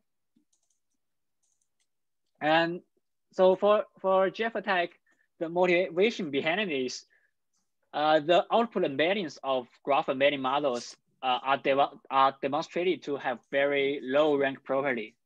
So that means if we damage such, if we violate the low rank property of the embedding matrix, so we can damage the quality of the embedding matrix and correspondingly making the GNN model perform worse. And the question is, how do we formulate the embedding matrix, and how do we evaluate the low rank property, or how do we evaluate the quality of the output embeddings? Here we can have this formulation. So I think Yao has also introduced the graph filtering process. So here it uses a similar idea here. So a graph embedding model can be treated as producing the new graph signals according to graph filter H together with feature transformations. So here H is the graph filter and theta is the feature transformation parameter. And actually we can just treat the graph filter as if in GCN the graph filter is just the propagation matrix. So so in this way we can build some connection between the graph signal processing and graph embedding models.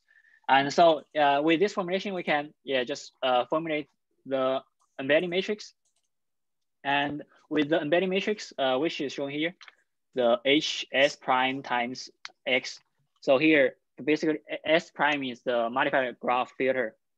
So basically we have this graph filter and the corresponding perturbed embedding matrix. And basically this loss function, it measures the difference between the it measures the difference between the embedding matrix and its T-rank approximation problem. So if the loss here is small, it means the low rank approximation can well preserve the original embedding matrix.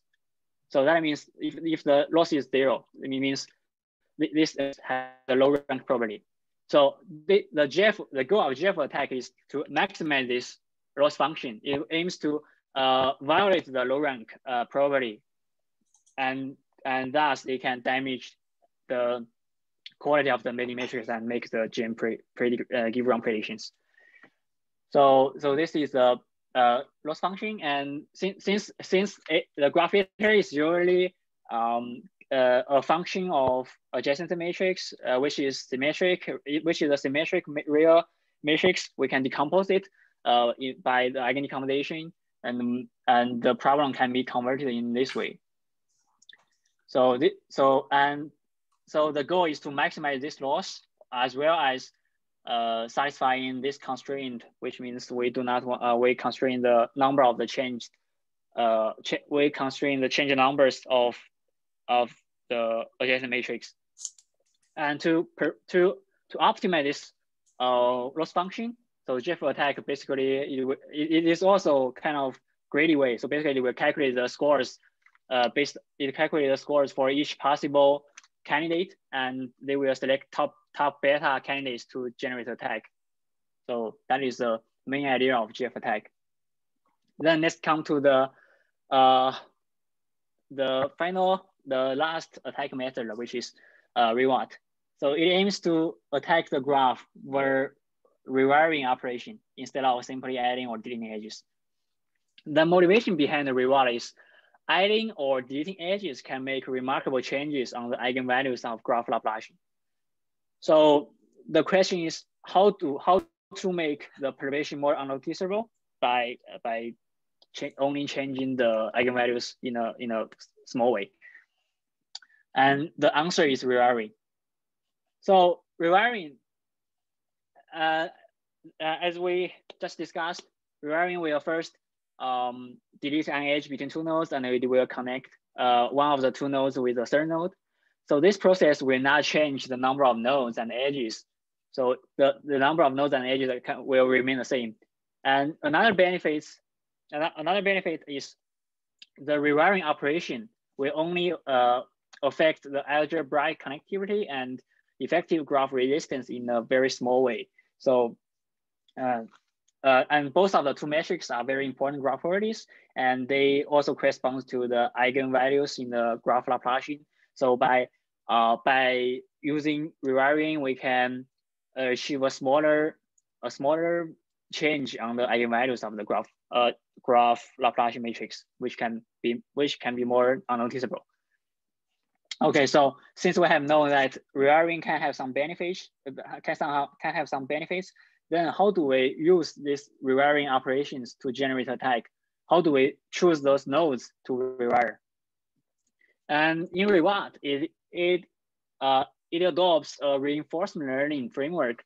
So basically, it will first generate the node embeddings and edge embeddings through a GCN, and we will feed the embeddings into the policy network, and the policy network will tell us what nodes to be rewired, as shown here, which is called action key. And given this action, we can modify this graph and get a new state, and each state corresponds to a new graph. And we feed this graph into the black box classifier, which is to evaluate the reward of the model and then after we get the reward, we can use it to optimize the whole framework. So that is the main idea of reward. And till here we have covered all the all the popular attacking methods we would like to discuss today. And next, I will discuss on how to defend against those adversarial attacks. So for defending against adversarial attacks, there are mainly three strategies. The first is adversarial training, and second is graph purifying, and the third one is attention mechanism. And let's take a look, and let's look at them one by one. So for adversarial training, so it's actually quite popular in the image domain, in the image defense. So the motivation is to augment the training set with adversarial data. So in this sense, our model can have a better performance on those adversarial data. So the main idea is like to we generate some perturbation on the adjacent matrix ourselves, and also on the feature matrix. We try to find some perturbation that maximize the classification loss, while we will try to optimize the parameters that will minimize this classification loss. This might look a bit simple, but it also have some obstacles. As we just discussed, the adjacent matrix is discrete, and the null features are also is also often discrete. So directly applying the gradient descent is not a good way. So to solve this problem, hidden adversarial training is proposed. So basically, instead of generating perturbations on the input space, we can generate perturbation on the hidden space, as shown here. The hidden H1 matrix corresponds to the first layer of the first hidden layer of the GN parameter of GN model. So we generate perturbation data on this hidden layer, and we try to find the perturbation data that maximizes prediction loss, and then our model is trained on the goal that minimize the loss function. So by doing this somehow adversarially, we can get a more robust model. And the second strategy is graph purifying. So for graph purifying, one kind of graph purifying is pre-processing. So the main idea is we can purify the point in the graph, and we train the GN model on the purified graph. So like shown in this figure, originally we have a point in the graph, and here the red edge is the adversarial edge. And after pre-processing, we hope to remove this adversarial edge and get a clean graph, and then we can train the graph neural network model. And so actually this method is based on some observations.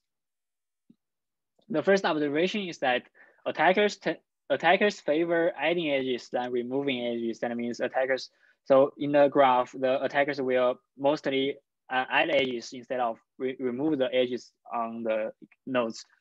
And the second observation can be found in these two figures. So this two figure plots the Jacquard similarity between the connected nodes in terms of the null features. And we can see in the left figure, which is statistics for clean graphs. And in clean graph, we can see the similarity concentrate on the area of 0.1, while in the attacked graph, the Jacquard similarity concentrated on 0.01, which means the attacked graph, in the attacked graph, the connected nodes, we have a smaller Jacquard similarity, and it shows that the attackers tend to connect dissimilar nodes. And so having known this, a very straightforward solution to defend against those adversarial attacks is to remove those edges that where the connecting nodes have a very low similarity. So by setting a threshold, we just remove the edges where the nodes having similarity is smaller than this threshold. So in this way we can get a more clean graph, and then we can train our models. Another strategy of graph purifying is graph learning. So basically, pre-processing may not be enough in the graph purification cases, since we might mistakenly remove some important edges, and So this is why we need a more advanced method, which is called graph learning. We hope to learn the graph we want end to end. And so one of the representative model using graph learning is ProGNN. And ProGNN, basically it will jointly learn the clean graph and train the GN parameters. So in an end-to-end way. And then we can see here, you can see in this figure. So we have this point graph, and we try to get the clean graph and clean graph trained GN parameter simultaneously. So this is the very high level idea of ProGNN. But the question is, what do we use to guide the training process of such a framework? And we need some prior information, right? So so ProGNN does some investigation on some very important graph properties. They are low rank, sparsity, and figure smoothness.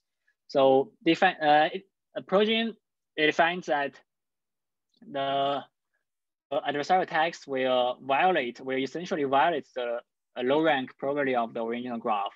As shown here, if we increase the propagation rate, the rank of the adjacency matrix goes up quickly. And another thing is about the sparsity, and we find that the attackers tend to add edges over the deleting edges, as shown in this table. So basically, we can see the number of edges being added are much more than the edges being deleted. So this means the attackers will increase the sparsity of the adjacent matrix. And the last one is about figure smoothness. So but it plots the feature difference between connecting nodes. So as we can see here,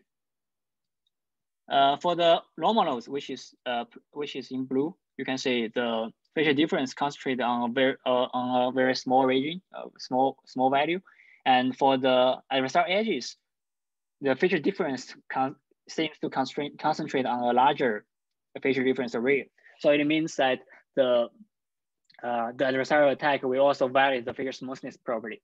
So having known that those adversarial attacks can violate those properties, we can design our framework in a way that preserves those important graph properties. And that's also what the ProGNN do here. So basically, there are two phases in this framework, and you can see here the first process is to update the graph structure based on the low rank and sparsity and the figure smoothness. So the updating will try to preserve those three properties, and we can get an updated graph. And the second process is to train the GN parameters and based on the updated graph. And by doing this two processes repeatedly, we can get a clean graph as well as the robust GN parameters. So that is the framework of ProGNN, and also the two methods for graph purifying. Next, let's come to the attention mechanism that can also solve the defense problem.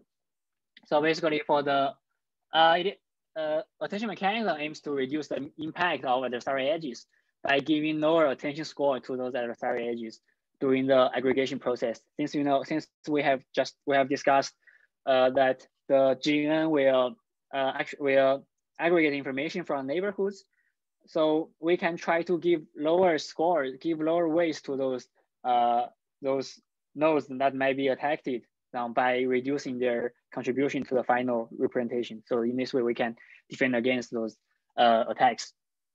And let's take a look at some detailed methods. So the first one is RGCN. So the motivation is that the attacking nodes may have high uncertainty. Since the attacking nodes might connect with some nodes from different classes, then it might have some high uncertainty. And so we can give lower attention to the score which has the very high uncertainty. But the question is, how do we capture the uncertainty? So the solution we can say here is we can actually use a Gaussian distribution to denote the hidden representation. So basically, the uncertainty is naturally captured in the variance of this distribution. So the hidden representation will be sampled from this Gaussian distribution, and so that's how RGCN represents the hidden representation. And for the aggregation process, since we need to aggregate from the neighbors, so basically you can see here we have a summation for the neighborhood information. Since the hidden representation are all Gaussian distribution, and we assume they are all independent, so the summation of them will still be a Gaussian distribution, and we can still sample them successfully. And so having addressed the previous problems, we can actually assign the attention scores here, which is denoted as alpha. So basically, for those nodes with high uncertainty, we just penalize them by giving them a low value of alpha, as shown here. If the sigma or we say the variance is large, the alpha will be very small. So in this sense, the attacking nodes will have much lower contribution in the neighborhood information. So finally, it also find that the attacking nodes do have higher variance, as shown here. If we increase the perturbation, it will have a higher average variance for those nodes. The second method for attention mechanism is PAGN. So the motivation is that it only rely on the perturb graph to nerve attention coefficients is not enough. So we should exploit information from clean graphs. So how do we get those clean graphs? And there are actually many clean graphs from the similar domains in the real world, like Facebook and Twitter. They are both social graphs. Yelp and Foursquare, they are both review graphs. So having these clean graphs from the similar domain, we can train our model on the clean graphs and then use transfer learning or meta learning to transfer such knowledge into the current point graph. So let's take a look at the framework. So originally we are given with only a point graph. Then we try to find some similar clean graphs from each similar domain. So, and then we generate adversarial attacks on our own to perturb those clean graphs. Since we are the one who generated those attacks, we know which edges are adversarial, which edges are normal. Then we can use such information to train the attention mechanism in our framework. And and we can do this very easily. And then the question is, how do we transfer those information from the current clean graphs to the point graph? And the answer is the meta learning. And we do not go too much go to the details of meta learning, since it's just we just point out here. It uses meta learning to transfer the information from the clean graphs to the point graph. So basically, we'll use the parameters that are trained on the clean graphs with meta optimization. And when we are faced with the point graph, we fine tune on the point graph to get a robust GN parameters, and then we can defend against those adversarial attacks. So till here, I have covered the attacking method and defense methods for this robustness topic. And next, I will talk about also very interesting topic, which is deep neural network, deeper graph neural network. So you may have the question that why do we need deeper graph neural networks? So the reasons are twofold. First, by enabling deep GNNs, we can have a larger receptive field. So basically, if we apply one graph convolution layer, we can capture the first hop neighbor information, right? And if we apply one more layer, we can capture the second hop neighborhood information. And if we apply more, we can get a larger scope of information, which can capture a more global information from the graph. And that can be helpful for the downstream tasks. And the second reason is about by enabling deep GNNs, we can have a larger model capacity since we are stacking much more model parameters. So in this sense, we can the larger model can fit much more complicated function on the underlying data. So it can be helpful for the downstream tasks. However, developing deep neural networks is not really easy. And as shown here in this figure, you can see the dashed lines actually are the performance for deep GNNs, and we can say if without residual connection, with the increase of depth, the performance of deeper GNN will drop rapidly. And even with residual connection, the best performance is still achieved by a very shallow architecture, say like it's 3 or 3 to 5. It is still very shallow. We want to enable a much deeper network, so we need to do some further investigation on this problem. And behind this phenomena, one important cause is called oversmoothing. So let's take a look at this example shown here. So basically, if we there are two different colors.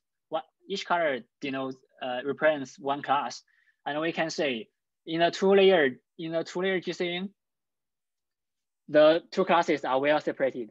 However, if we go deeper, you can say in the 5-layer GCN, the representation is actually inseparable. So so their representations are become more and more similar, and this phenomenon is called oversmoothing issue. And there are also some theoretical analysis for the oversmoothing issue. So as shown, so basically it states that multiple propagation will make representation inseparable, as shown in this theorem. If we are given with a connected graph and we have a propagation matrix P and the node features X, if we apply the propagation matrix P multiple times on the original node features, the result and when the K is approaching infinity, the resulted features will finally be proportional to the first eigenvalue or first eigenvector of the propagation matrix. And what does this mean? So there are two common choices for the propagation matrix. The first one is shown here, is the degree matrix to the power of -1 and times A. And this the first eigenvector corresponds to this P is the O1 vector, which means the resulted features will be proportional to O1 value. So basically, it means the features are all the same. The resulted features are all the same. So that causes the oversmoothing issue.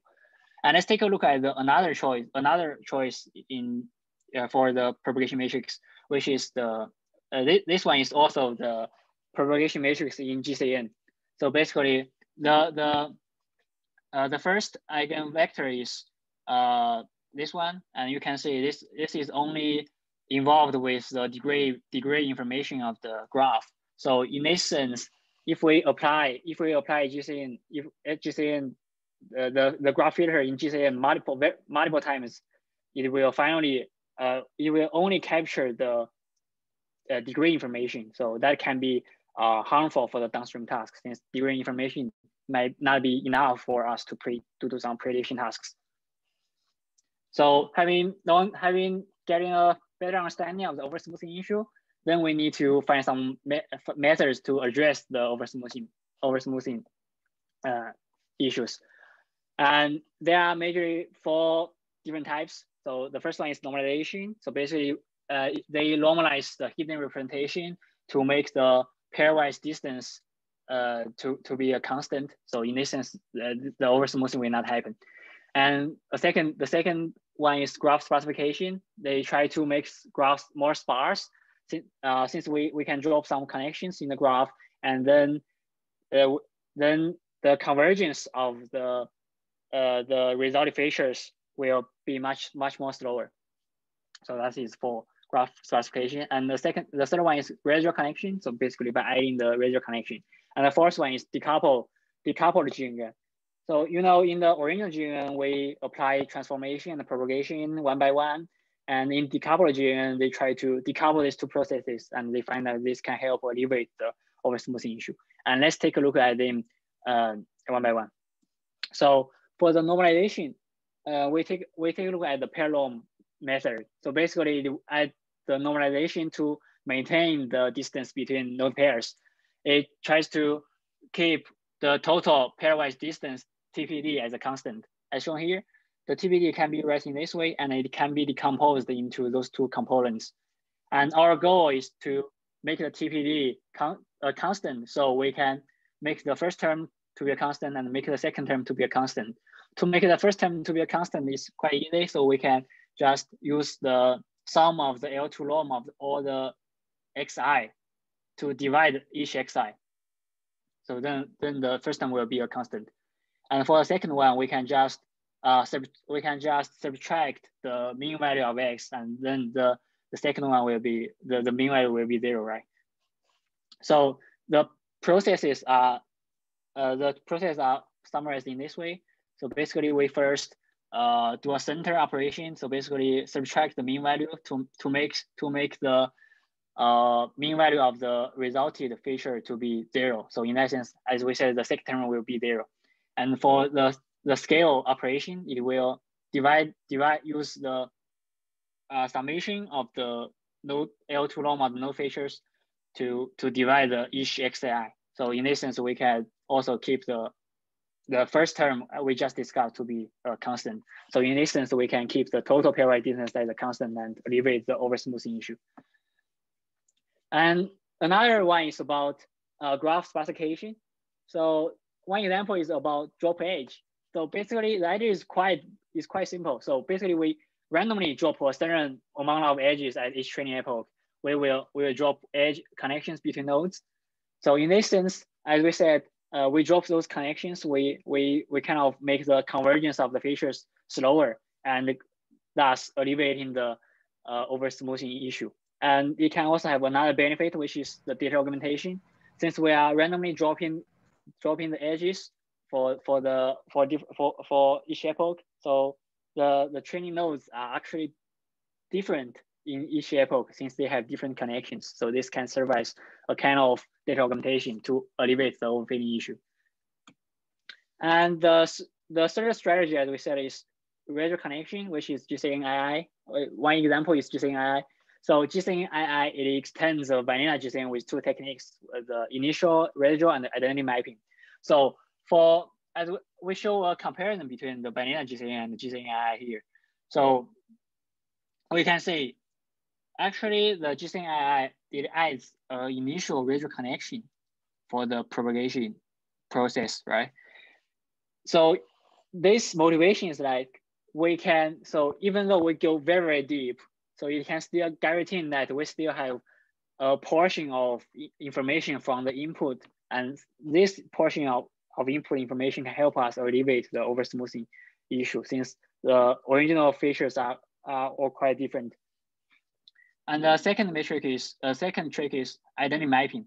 So basically, it combines identity matrix with the weight matrix. So this is demonstrated to be to make the weight matrix have a smaller norm, and it can serve as a regularization goal and to help the model generate better. So that is, and we can take a look at the experimental result for GCN-II. You can see it actually works pretty well on the benchmark datasets. You can see if we increase the number of depths from 2 to 64, you can see the performance of GCN-II does not drop. And the increase of depths actually boosts the performance of it. So which demonstrates the importance to have larger receptive field and larger model capacity. And let's take a look at the final method, which is decoupled GNN. One example is DA-GNN. So decouple means we first apply the MLP on the feature matrix to get the transformed features. And we apply multiple propagation on the transformed features as shown in this two formulation. So we kind of decouple these two processes, unlike the original GCM operations. And by doing so, we can observe that in this figure, the oversmoothing issue starts compromising the performance at an extremely large receptive field, such as 75 or 100 hop. So, so it means that by using this decoupled framework, the oversmoothing issue will only happen when the number of depths is really, really large, say like more than 100. So that can help alleviate this oversmoothing issue. And the determined framework of DAGN is shown as follows. You can say that the framework is straightforward. So basically, we first apply an MLP to get a transform feature, and we apply multiple propagation to get H1, H2, HK, the hidden representations. And then we use a score function to combine those representation from the different layers. And then we get the final representation, and we use softmax to get the final predictions. And this also empirically demonstrate to be work very well in the various benchmark data sets. So till here, I have covered the most important components in deep neural network and also the defense and attacks of graph networks. Next, I will pass the baton to Tyler, and he will introduce the topics on self-supervised and scalable GNNs. Okay, thank you.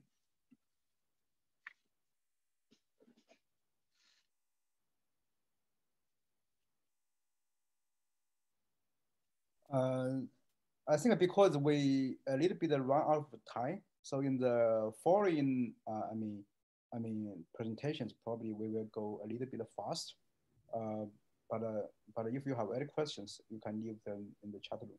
So Tyler, you can start. All right, thanks, JT. Yeah, so we're going to go a little bit faster. And so this section, we're going to talk about scalable graph neural networks. And so you might be kind of wondering, why do we care about scalability? And so, as you know, whether it's e-commerce, social media platforms, that many of these graphs that we're kind of generating today and collecting are extremely large scale. So here we can see even in the order of billions of nodes. So when looking at the graph neural networks, we have three main types of challenges. So the first one is this exponential expansion through multiple layer aggregation. We also have hardware constraints like GPU memory, and then also just the general running time of per epoch for training. So we're going to kind of go through some of these where the first idea is this notion of using SGD, or the stochastic gradient descent, as compared to full batch. So this kind of already solves some of the problems where the time complexity is exponential in the number of layers though. So we still have this problem where if we have this node here, and if we have some number of layers, that we're getting this exponential growth for calculating the representation of this node. And we also have a lot of redundant calculations. So the work that have been kind of ongoing in the scalability here can be classified generally into like 4 different types of solutions. So the first is these node-wise, layer-wise, subgraph-wise, and also then some simplified models. So we'll go through and kind of introduce the general idea of each of them and maybe a representative or 2 methods within. So in the node-wise, here we can see that the main idea is that we're going to do some node sampling. And then for every node at each layer, rather than using all of their neighbors, we're actually just going to take a sampling. So here we can see we just took 2 out of 3 for the first hop neighbors. And then this can be applied throughout each of the layers where you can set a predefined maximum. So here we can see that was maybe, for example, 2. And a representative work here is the graph sage. And you can kind of see that paper for more details, but this was one of the main novel introductions there of this node-wise local neighbor sampling. However, we had some pros here where convergence is faster than batch-wise. We're saving memory due to this use of the neighbor sampling and SGD, but we still have some kind of cons associated with this method where we still have this poor time per epoch, and as seen here, we're still getting this exponential fan out with the number of layers. So this kind of led to the next line of research, which is the layer-wise global importance sampling. And the way this essentially works is that out of all the nodes, we're still going to select out some mini batch, but then rather than using their set of neighbors as we did kind of traditionally with like GraphSage, instead, we're just going to select another set of nodes and just look at the connections they have with this other kind of possible set of nodes. And we can do this for multiple different types of layers. So you might be wondering, if we have this batch kind of seen here of these 3 nodes, how are we going to choose which nodes to choose at the different layers? So we'll cover 2 representative works here, the first being FastGCN. And so what they did was used a independent globally importance measure here. So at every kind of layer, so here we can see 2 layers. And what we're going to do is just independently sample which nodes are going to be at each layer for possible aggregation based on just this global importance associated with each of these nodes U. Thereafter came the adaptive sampling.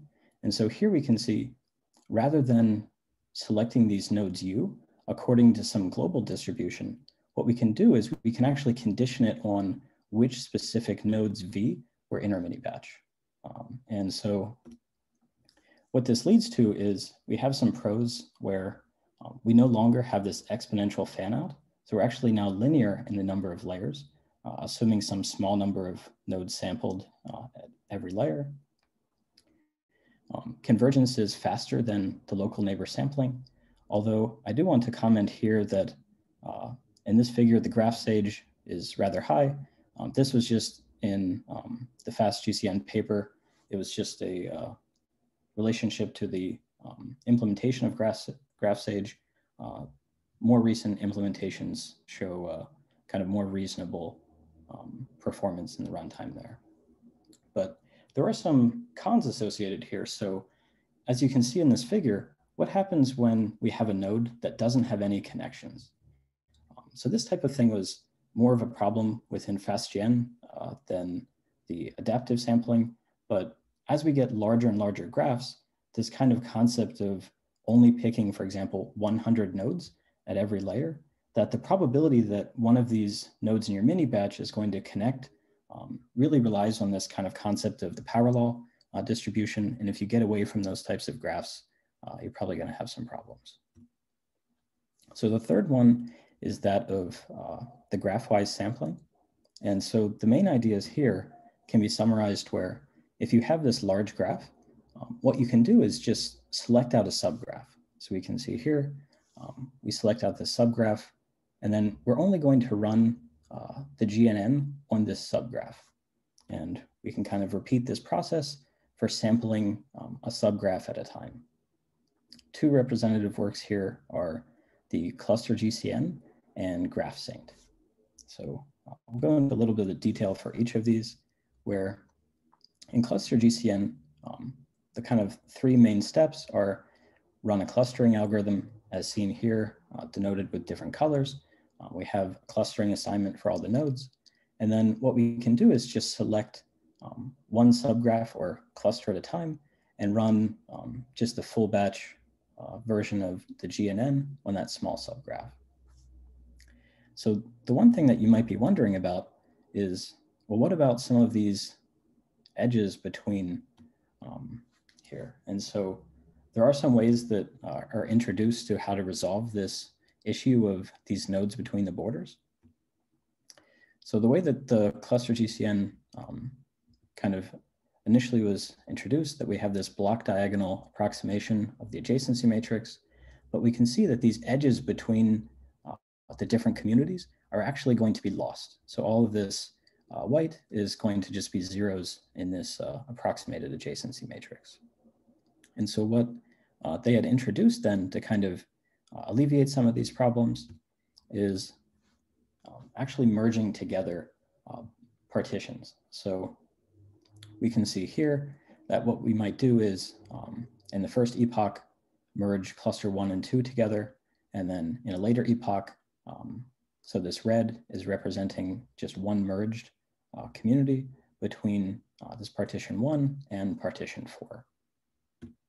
So what this can allow is you end up getting a much faster and stable training time through this kind of like stochastic multiple partitions as compared to as seen here with just a single cluster at a time. Another advantage here is this kind of allowing more layers. So although it's not a core functionality of the method, but as we can see here that if we start at this node, that if we go 4 layers deep, we're actually aggregating from this entire small graph.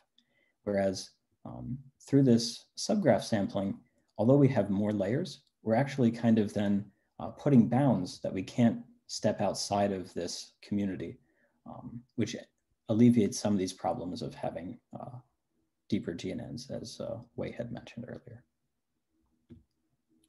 So the second work wanting to highlight is the graph saint. And so here we can see on the left, we have this graph, and what we might do is select out this sample or GS, and then we can run something like GCN or another graph neural network on just this sampled subgraph. So the way that they proposed, kind of not going into the details here, but the 3 ways are through a random node sampling.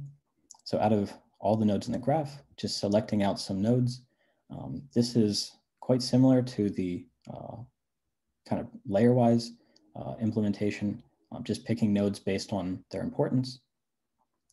Another one is the random edge sampling. And so here, they specifically looked at doing this with concerns of variance reduction to avoid problems that would be created by getting these subgraphs. And ultimately, what they end up using is kind of the concept of edges have a higher probability of being sampled if the 2 endpoints, those nodes, have a lower degree. The third way is through this random walk sampling. And so in the random walk sampling, what we can do is just pick some number of root nodes, perform a random walk, and then that gives us some kind of subgraph. And interestingly, actually the random walk and the edge perform almost identically and outperform kind of an additional multi-dimensional random walk and the node sampling version. Although across all of these data sets, we see pretty significant improvement over the prior cluster GCN method. So the pros here, we have lower memory on the GPU, faster epoch time. We can go deeper with more layers, although the performance really depends on how these subgraphs are selected. And there could be some potential domains where this might not play as nicely as some of the data sets we've seen here. That's kind of undiscovered territory there. The fourth one is that of the simplified models. So what we mean by here of simplifying are things like less layers, using less or even no nonlinearity, simplified aggregations. And so what's seen here is kind of one of the initial works in this kind of simplified space, which was SGC. Their main idea was, as compared to having multiple layers with linear transforms, nonlinearity, aggregation as done in GCN, and more traditional GNNs, what they do is just construct this SK, which is, you can think of it as like a power of an adjacency matrix.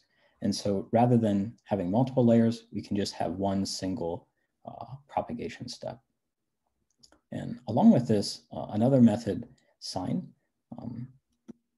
So here, the main idea of sign is that we can do pre-computations on the node features. So in A1, A2, AR, these can be different types of versions of an adjacency matrix. So this might be A, this could be a power of A, this could be some kind of random walk diffusion type of matrix. And what we then do is what we can collapse down. So here we can pre-compute this X and A1X, A2X, and the computation then reduces essentially to just the MLP. So we no longer have to multiply this version of the graph with the features, but now we just have a more traditional type of deep learning problem. And so inference and training is very fast. And just wanting to highlight that, so here, the leaderboard on the OGBN Papers 100M, which is kind of the largest benchmark data set right now with over 100 million nodes, that variants of this method are outperforming others, and most GNNs can't even work on these types of very large graphs. So that's it for the scalability. And now we're going to move into kind of a more recent trend in the GNNs, which is using self-supervised learning. So self-supervised learning has been a pretty hot topic in the domains of images and text. And so here, I just wanted to show a couple examples just from the computer vision domain, where the main idea of the self-supervised learning is, can we leverage unlabeled data? So we might have this image, which you can see this is a cat, but if we haven't annotated this image, then it's not really much use to the training, and deep learning typically requires a lot of annotated data. So what we can do is create what are known as these pretext tasks. And so here, this relative positioning is saying, well, we don't know what the label of this image is, but we can create this task to say, given kind of this face and this ear, we want to know what is the relative position within this image.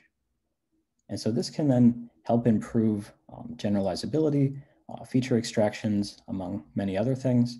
And another example here is the jigsaw puzzle. So if you were to be given a shuffled version of this input, can you try to predict what was the kind of solved original version of this image? So that's in the computer kind of image domain, looking at, well, images. But what about in graphs? So the thing to think about here is that actually the GNNs kind of already inherently use these unlabeled nodes. So we can see in this example here that we might only have 4 labeled nodes, kind of denoted here in the yellow. So specifically looking at something like a node classification task. And when we perform this aggregation, we're actually making use of many unlabeled nodes. So as you can see here, we're using, if it was like a 1-layer model, that we're using these 3 white unlabeled nodes in relation to updating the representation of this labeled node. But can we somehow use this self-supervised learning to kind of better utilize these unlabeled nodes? And not only just better, but as you can see, there are many unlabeled nodes that aren't even being utilized. So we can look at kind of defining some kind of problem statement here, focusing on the node level, since the graph level tasks are a little bit more aligned with kind of the traditional SSL. And so here we see that we have this graph. We can say we have this adjacency matrix, the node features. And when we're talking about the labeled and unlabeled data, we're talking about in relation to the node classification task.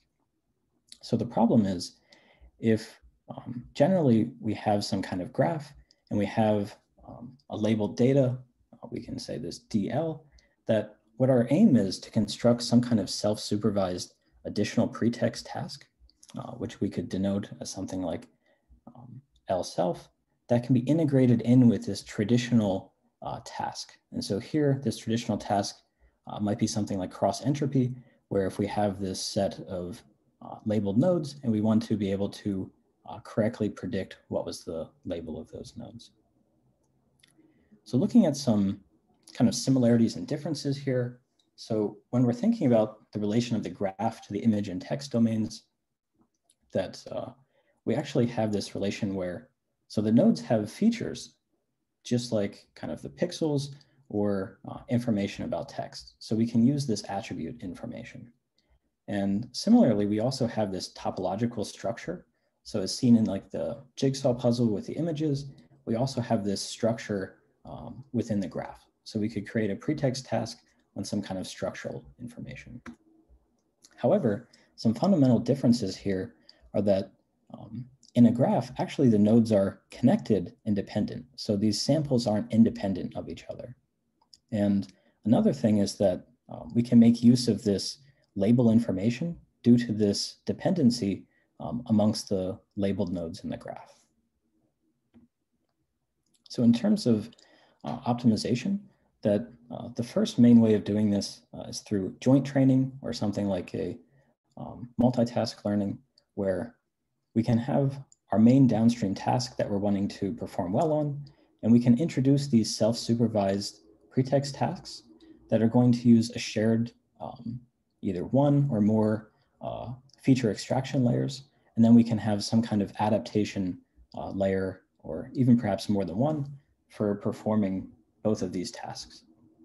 And so in this way, we're kind of optimizing the weights here based on not just our main task, but also leveraging this self-supervised task. Another way is kind of a two-stage training where we can perform a pre-training and later we can fine-tune. And during the fine-tune stage, we can either fine-tune all of these parameters, we can leave some of them fixed. There's many ways of kind of handcrafting these different methodologies. So the first paper wanting to highlight here actually uses a little bit different. So they introduce a self-training GNN where the main idea is if you only have a small set of labeled nodes, that what we can do is utilize, so here they used deep cluster and this concept of getting pseudo labels. And then we can find these very confident nodes that align kind of as expected with the clustering.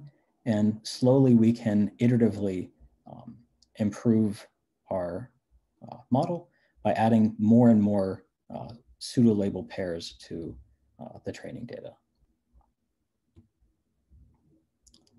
So another way is through the pre-training. So here's an example of so the strategies for pre-training GNNs. And in this work, they wanted to first highlight this concept where actually we might want to include both a node level pre-training and also some kind of graph level. And so as seen here, kind of visually, that if we only incorporate node level pre-training, that if we're looking at something like a graph classification, that the downstream here might not necessarily be what we want. And so kind of visually here, they're saying we should incorporate both the node level and the graph level pre-training. So at the node level, the two ways that they introduced are through context prediction and attribute masking. So kind of starting first with this attribute masking, what we can do is kind of hide what is this specific node, and then later we can try to predict what was this node that we had masked. So in the example of a molecule, was it say an oxygen, or what type of atom was this? With the context prediction, the idea is that for this central node here in the red, that the representation of this red node should be quite similar to the surrounding context nodes. And so here they introduce this concept of R1 to R2, which is essentially just saying for this context graph that we create around our center node, how far out are they going to be able to go, or how many layers do they each get? And we can kind of combine all of these grid nodes together and say that this red representation and the green representation should be similar. And this can be optimized with some negative sampling as compared to using the specific context here. For the graph level, the first one is if we have some domain specific knowledge, we can try to leverage this. So in the example of the graph prediction, if we have some molecular properties, we can create this multitask format where we might want to predict many different types of properties of these graphs, although that might not be our exact prediction of these molecules explicitly. They also noted that we could introduce some global structure similarity, so something like predicting the graph edit distance, although this is quite time consuming. And so in this work, they actually didn't investigate this, but just stuck with the domain specific knowledge. So continuing with the pre-training, there's another work that appeared at KDD 2020, the generative pre-training of GNNs. And so the thing to note here is they actually used an autoaggressive generative process here where they can mask multiple edges, and then they try to regenerate them kind of like one edge at a time, where then this can allow for some help in capturing dependencies between the multiple masked edges at one time. After performing the training over here, we can then apply this over here with some fine tuning for something like node classification, link prediction, etc. And to show the benefits here of the pre-training, we can see that if we used 100% of our training data with no pre-training, that's actually about the same as using their pre-training method with maybe only 15% of the training data. So this utilization of pre-training can be rather important. So another method is looking at how does this SSL help with the GCNs? Here, kind of quickly going through what they did. So they used a node clustering where we use these features of the nodes, and it's this assumption where nodes that have similar attributes should have similar representations. Another is based on the partitioning. So it's a classification loss by trying to predict which community or which partition a specific node belonged to. And then the third one is similar as before, where if we mask some of these nodes and edges, that we can then try to reconstruct what these hidden components were when obtaining the representations to the GNN. So slightly different is the use in contrastive learning. So here is just one representative model, although there have been quite a few recently for GNNs with contrastive learning. But the main idea is, so we have a graph, we can construct two graphs here through some augmentations. These augmentations can be things like changing the features or as seen here, the graph structure. And then we feed them through a shared GNN. And this contrastive objective that we're looking to say that if these nodes are the same node, although they have these augmented graphs, that we want these embeddings to be similar. And for example, we want this purple node to be different than this red node and similar kind of both within that graph and across the graphs. So this was the main idea for the current stream of the contrastive learning with the GNNs. And so another work, as seen here, kind of the deep insights in new directions. So this is looking, again, at creating these pretext tasks, but also trying to understand not only getting better performance, but kind of when and why are these GNNs working. And so here we can see that the pretext tasks introduced can be summarized as what type of information are they leveraging for these SSL tasks, where we can use kind of graph structure information. So things like node properties, like what's their degree. We can do edge masking. We can also do global information, which I'll introduce in a minute. And as kind of talked about before, things like the attribute masking or even a pairwise attribute similarity. So each of these I'll introduce just visually very quickly, where here we have this graph and we can extract some kind of property like the degree, and we can say that that information should be maintained within the embedding. Similarly, we can mask out some edges and then try to predict were certain edges masked or remaining. So the pairwise distance, we can look at calculating the distance, something like the shortest path length between some I and j, and then using the representations of I and j, can we predict what that distance was between them in the graph? The other is the distance to clusters. So as compared to just predicting which cluster a node was in, we can predict what was the distance of that node to each of the centers of these clusters. So it provides a little bit more global information than just which cluster it was in. And again, this can be set up in something like a regression loss, so the number of hops away. For the attribute masking, this works kind of just as before, where the main idea is we're going to mask some of these attributes and then try to recover what were they based on just the context using the GNN of the surrounding nodes. Here we can see the pairwise attribute similarity, where we can look at finding kind of these most similar pairs and least similar pairs, and then trying to predict, so for some I and j, what was the similarity amongst their features.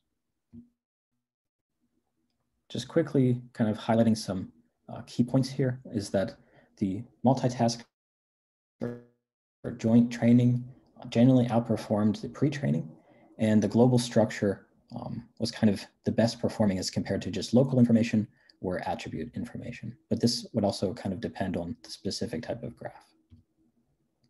So another one that we won't go into much detail here, but we can have different types of advanced pretext tasks that also incorporate this label information. So we had mentioned before this concept where we can have label information in addition to just structure, because in a graph, actually these labeled nodes are connected to the unlabeled data as compared to something like an image.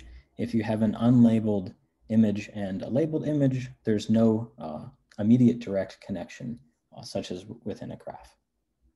So we'll only just talk about the first one, but these can be found in that respective paper. So the idea of this distance to labeled is that for a given node, as seen here, vi, we can calculate things like what is the shortest path distance to the nodes kind of label yellow and label purple. And so this provides some kind of representation here that says this node vi, what is their relationship to class yellow and to class purple? And we would like that the representations learned by the GNN can still somehow maintain this information of their relationship to the labeled nodes within the graph. So in summary, the self-supervised learning for GNNs is still in the early stages and has seen quite rapid growth and a lot of interest. Just as in any other type of domain as compared to a graph, not all pretext tasks are going to work better than others. And it's really going to depend on what specific domain. So is it something like a social network, or is it something like a molecular graph? And methods have taken approaches such as pre-training, the self-training, although we've seen that pre-training and this multitask joint training can typically outperform this self-training, but different approaches have been kind of tested out. And really, further analysis, both theoretically and empirically, are quite desired to better understand this when, why, and how the self-supervised learning can work for the GNNs. And then also, so we can kind of leverage this type of information that we can even expand across different domains with pre-training, for example. And so that's it for the self-supervised learning on GNNs. Next, we'll have Ichi with the applications and recommendation.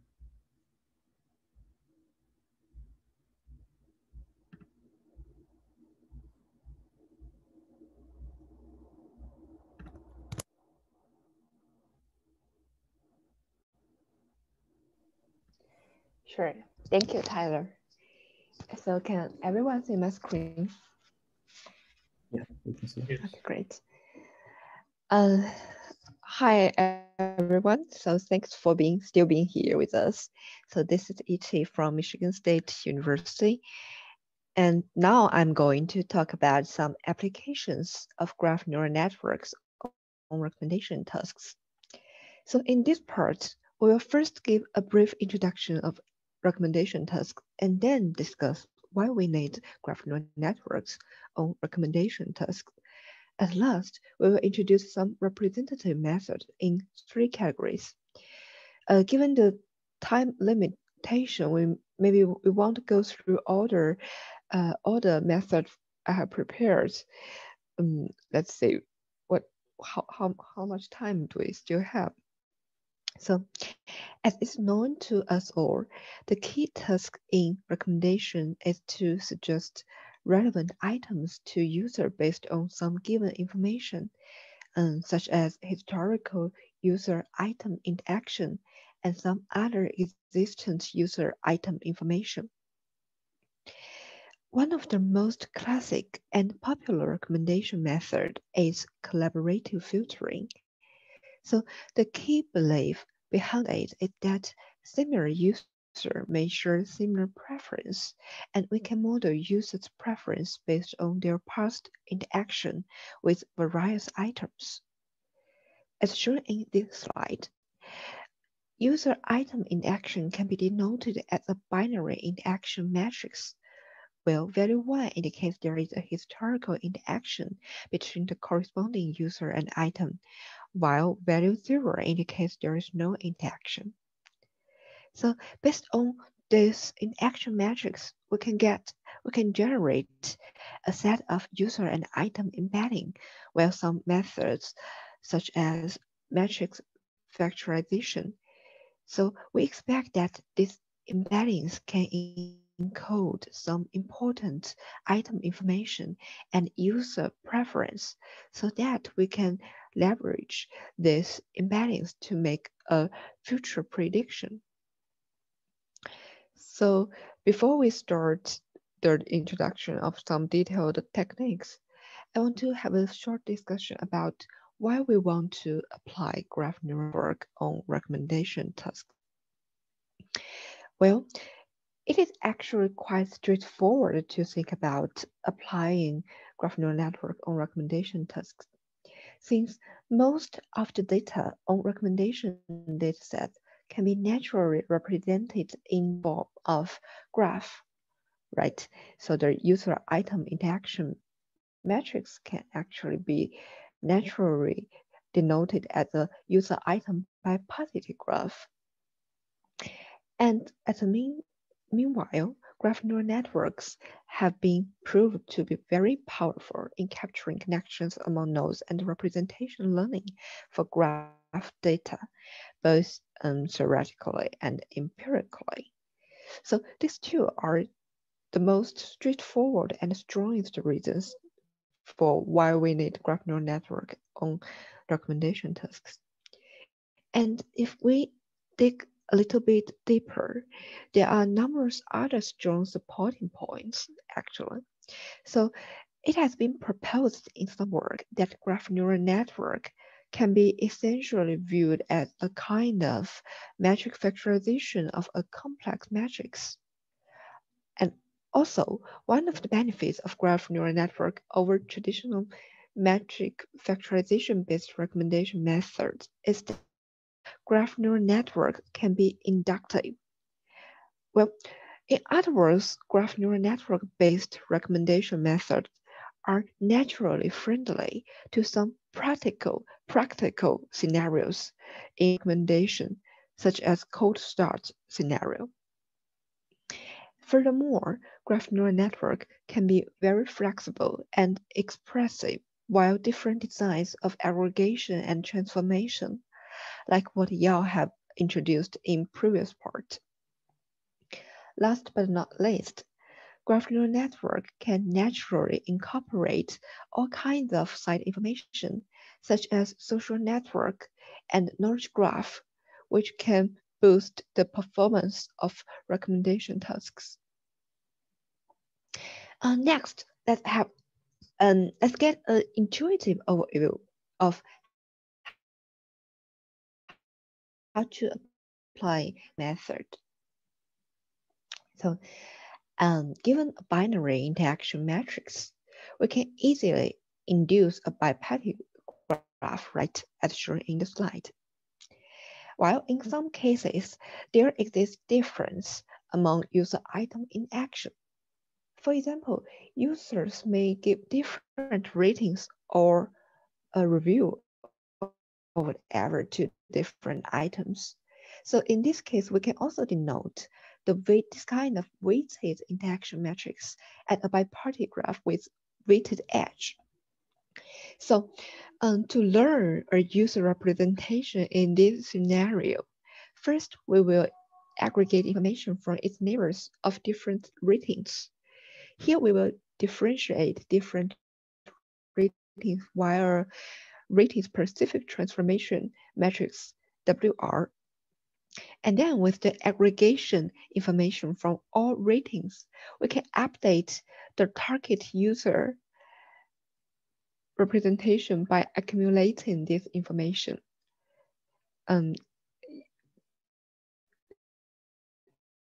Which means we can get the embedding for UI. Likewise, we can update the item representation in a similar way. And then with this user and item embedding, we can make a prediction about whether we should suggest one item to a specific user or not. So next, we're going to introduce some representative graph neural network-based recommendation methods in details. But maybe not too many details because we have a limited time. Here, we will include methods of 3 categories. So the first one is recommendation method purely based on user item by party graph, which means we do not have any other side information. And the other 2 are graph neural network based recommendation method with some side information enhanced. This kind of side information can be knowledge graph information, which can enhance the item embedding learning, or the social network enhanced, which can help the user embedding learning. So let's begin with the simplest case, where there is no side information. Here in this slide, the picture demonstrates the overall framework of graph neural network-based recommendation method in this case. First, given a bipartite graph, there are 2 main components to deal with this bipartite graph. One is information aggregation component, which defines how to aggregate information from neighbors for a target node. And the other part is the information update component, which determines how to update the node representation with the aggregated information. And the last step is the final integration of embeddings, which defines how we get the final embedding of a node based on the embeddings of all layers in the graph neural network. One of the representative methods in this category is NGCF, which was proposed in Sigard 2019. Here in this paper, the author proposed a novel framework, neural graph collaborative filtering, to exploit high-order connectivity in user item graph by embedding propagation. So as shown in the slide is the illustration of this model, and the representation of user U1, which on the left, and the item I4 on the right are refined with multiple embedding propagation layer.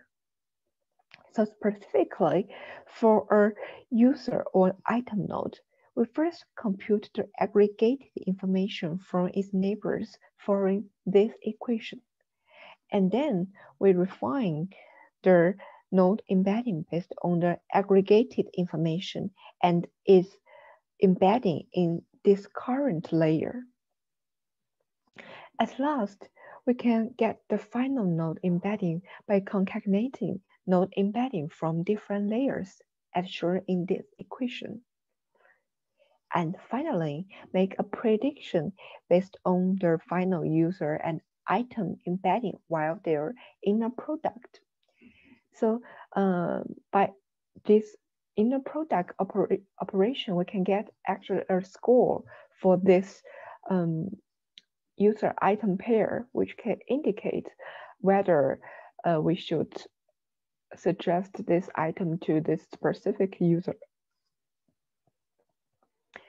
While graph neural network has become new state of art in recommendation, the rationale behind its effectiveness has not been fully understood.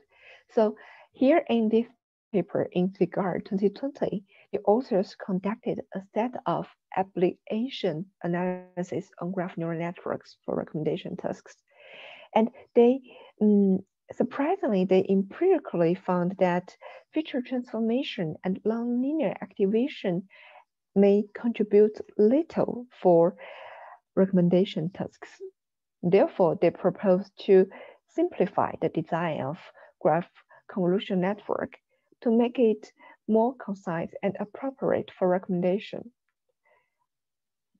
Specifically, like GCN learns user item embedding by linear propagating them on the user item interaction graph and use the weighted sum of the embeddings learned at all layers as the final embedding to do prediction.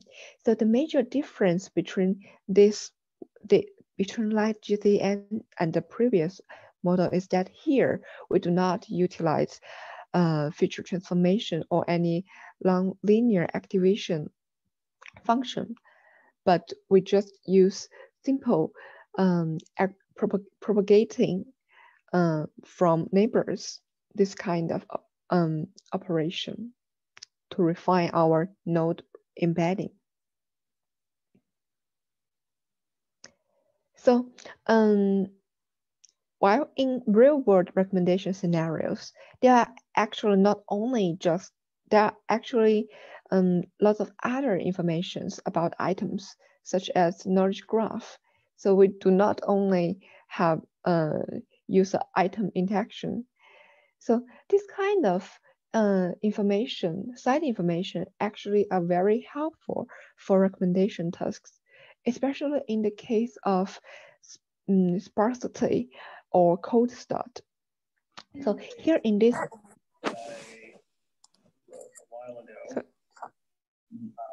so here in this part, we will introduce two. Okay. So here in this part, we'll introduce maybe just one work focusing on how to incorporate knowledge graph into the solution to recommendation tasks. So this one is knowledge graph enhanced graph neural network based recommendation method KGAT. So which was accepted in KDD 2019. So here KGAT incorporates knowledge graph into our recommendation tasks. So it proposed to consider user nodes as one type of entities in the knowledge graph, and the interaction between user and items as one type of relation. So in other words, so as shown in this part, KGAT integrates the two graphs, so the knowledge graph and the user item interaction graph, these two graphs into one graph, and to do aggregation or whatever other operations. So as shown in this picture, KGNT consists of three main components: the embedding layer part, the attentive embedding propagation layer part and the prediction layer. So as shown in this part, here in embedding layer, KGAT employs a very classic method, trans R, which are formulated in these two equations. So it helps to learn to embed every entity and relation by optimizing this translation principle. Next, in the propagation layer, KGAT leverages a knowledge-aware attention mechanism to aggregate information from its neighbors, and then update the node representation via a by-interaction function. And finally, KGAT concatenates embedding from all layers to generate the final node embedding and also use inner product between user embedding and item embedding to make the final prediction. So except from knowledge graph, another important source we can use to benefit recommendation tasks are social networks. Here, the intuition is that friends' preference and opinion may play an important role on one's choice. Thus, it is reasonable and necessary for us to take the influence of friends into consideration. So the key idea here is to leverage user to bridge the user item graph and the social graph. In other words, we aim at utilizing both these two graphs for item and user representation learning. For this category, we are going to introduce GraphRag, which was accepted in WWW 2019. So basically, GraphRag considers users are involved in a social network graph and also a user item bi-party graph, and runs the user and item embedding with graph attention network in these two graphs separately. So basically, the model consists of three components: the user modeling component, the item modeling component, and the rating prediction component. So the first component is user modeling, which is to learn latent factors of users. As data in social recommender systems includes two different graphs, basically the social graph and the user item graph. So we would, so here GraphRag would utilize two aggregation to respectively process these two different graphs. One is item aggregation, which can be utilized to understand users while its interactions with different items in this user item graph. And the other aggregation is social aggregation. So the relationship between user in this social graph, which can help model user from the another different perspective, which is social perspective. Also considering that different friends may have different inference to the target user, the attention mechanism here with concatenation operation is leveraged to differentiate the different inference of different neighbors. As shown in the right part is item modeling. So here, item modeling is used to learn item latent factor. For a target item node, its embedding is computed based on the user item graph, which contains both the user item interaction, so the link here, and the user's opinion. Basically, it is the user's rating towards a specific item. It can be 1 to 5. So it's a kind of opinion embedding. So finally, in the rating prediction part, GraphRag concatenates the both the user embedding from the user modeling part and the item embedding from this item modeling part. GraphRag concatenates these two embeddings and then feeds into an NLP model for rating prediction. And this is a quick introduction of the last methods I'm going to introduce, and also the end of our recommendation part. Thanks. Next, maybe we would have a summary of our tutorial. Thank you. Okay, so I think we are running out of time. So Yao previously prepared a long conclusion. I think we don't want to take you too much time. So I will give a quick conclusion, okay? So you understand. As I mentioned, deep learning on graphs is a fast growing area. So I just want to give some directions we can look ahead. With the deeper understandings of graph neural networks, although we see the power of graph neural networks, but we also find a lot of limitations. So the first direction I would like to discuss is how can we break those limitations?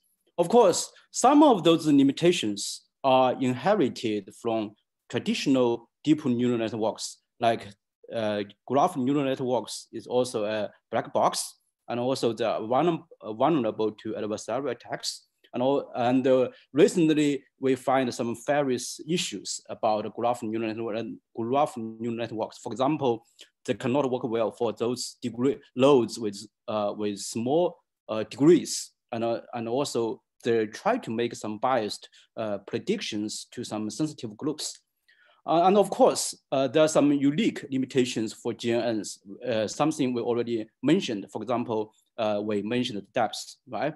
And also some of you already leave some message in the chat room. So the question is, do we need deeper GNN? So that's actually is a bigger question. So my understanding is in some fields or in some graphs, probably we don't need deep GCN. So we still need to understand when we need the depths and when the depths can help. And another limitation is expressiveness.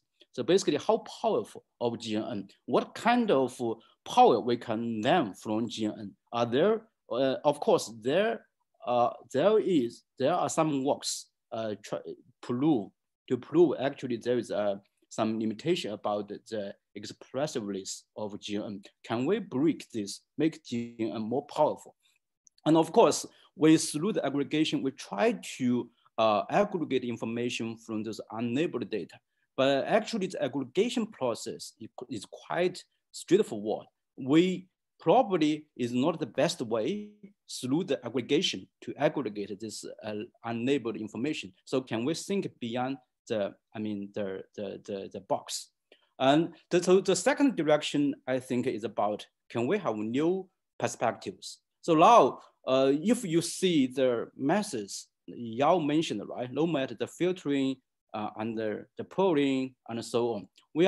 So for all those filtering methods, in our recent paper, we prove actually they are doing the same thing. So we are doing some graph delousing, or from the spatial perspective, we are just aggregate information from our labels. So can we think something beyond aggregation? I believe simply aggregate this neighbor information, there should be some bottleneck about information, at least they cannot distinguish. So where is the information from and why we need to get those information. So we need to think about beyond the aggregation, what else we want to do. And another thing I want to mention is we connect those graph filters with the graph delousing problem. And we understand the intrinsic function of those graph filtering are doing. So actually, they just try to smooth the features of connecting nodes on the graphs. And unfortunately, in many real-world scenarios, edges don't always indicate smooth. Even they indicate smooth, but they also can have very diverse levels. Can we think beyond the homomorphy and the smooth assumption to introduce more and diverse perspectives into GNNs? So in this way, I believe we can, so with those new perspectives, we may naturally break those limitations, especially, for example, the depth limitation and also the expressiveness limitation. And the third one, of course, I just mentioned. So graphs provide a universal representation of data from many systems. So there are more and more fields that try to apply GNN for help. For example, for physics, right? Probably you even cannot connect why GNN can help physics, but indeed, there are a lot of research directions in physics. We use GNN for help. And something we can do is for social goods. It's not just we just in the academic work, we try to predict when you want to collaborate, right? So we can do something more big, more impactful. For example, we can use GNN to help to discover drugs, right? To especially if we have this kind of emerging pandemic like COVID-19, so if we do this kind of clinic experiment, that will be very expensive and time consuming. So can we use GNN to speed up the process to find something new that will impact our society a lot? And recently we are using GNN to help climate change. We try to predict, so what's the trend of the climate change, like the temperature, like the carbon level, and so on. So all those kind of areas, naturally, where the graph is, where the GNN is. So we can apply to a lot of more fields, okay? And finally, I think I need to introduce our book again. So we have both versions, English version and Chinese version, and you can get an English version for free by scanning me. It's not me, it's the QR code, okay? So thanks so much for your time for the tutorial. And I think that's the end of our tutorial, but the discussion is not ending. So you are welcome to send your feedback, your comments, and your questions to us. Okay, thank you so much.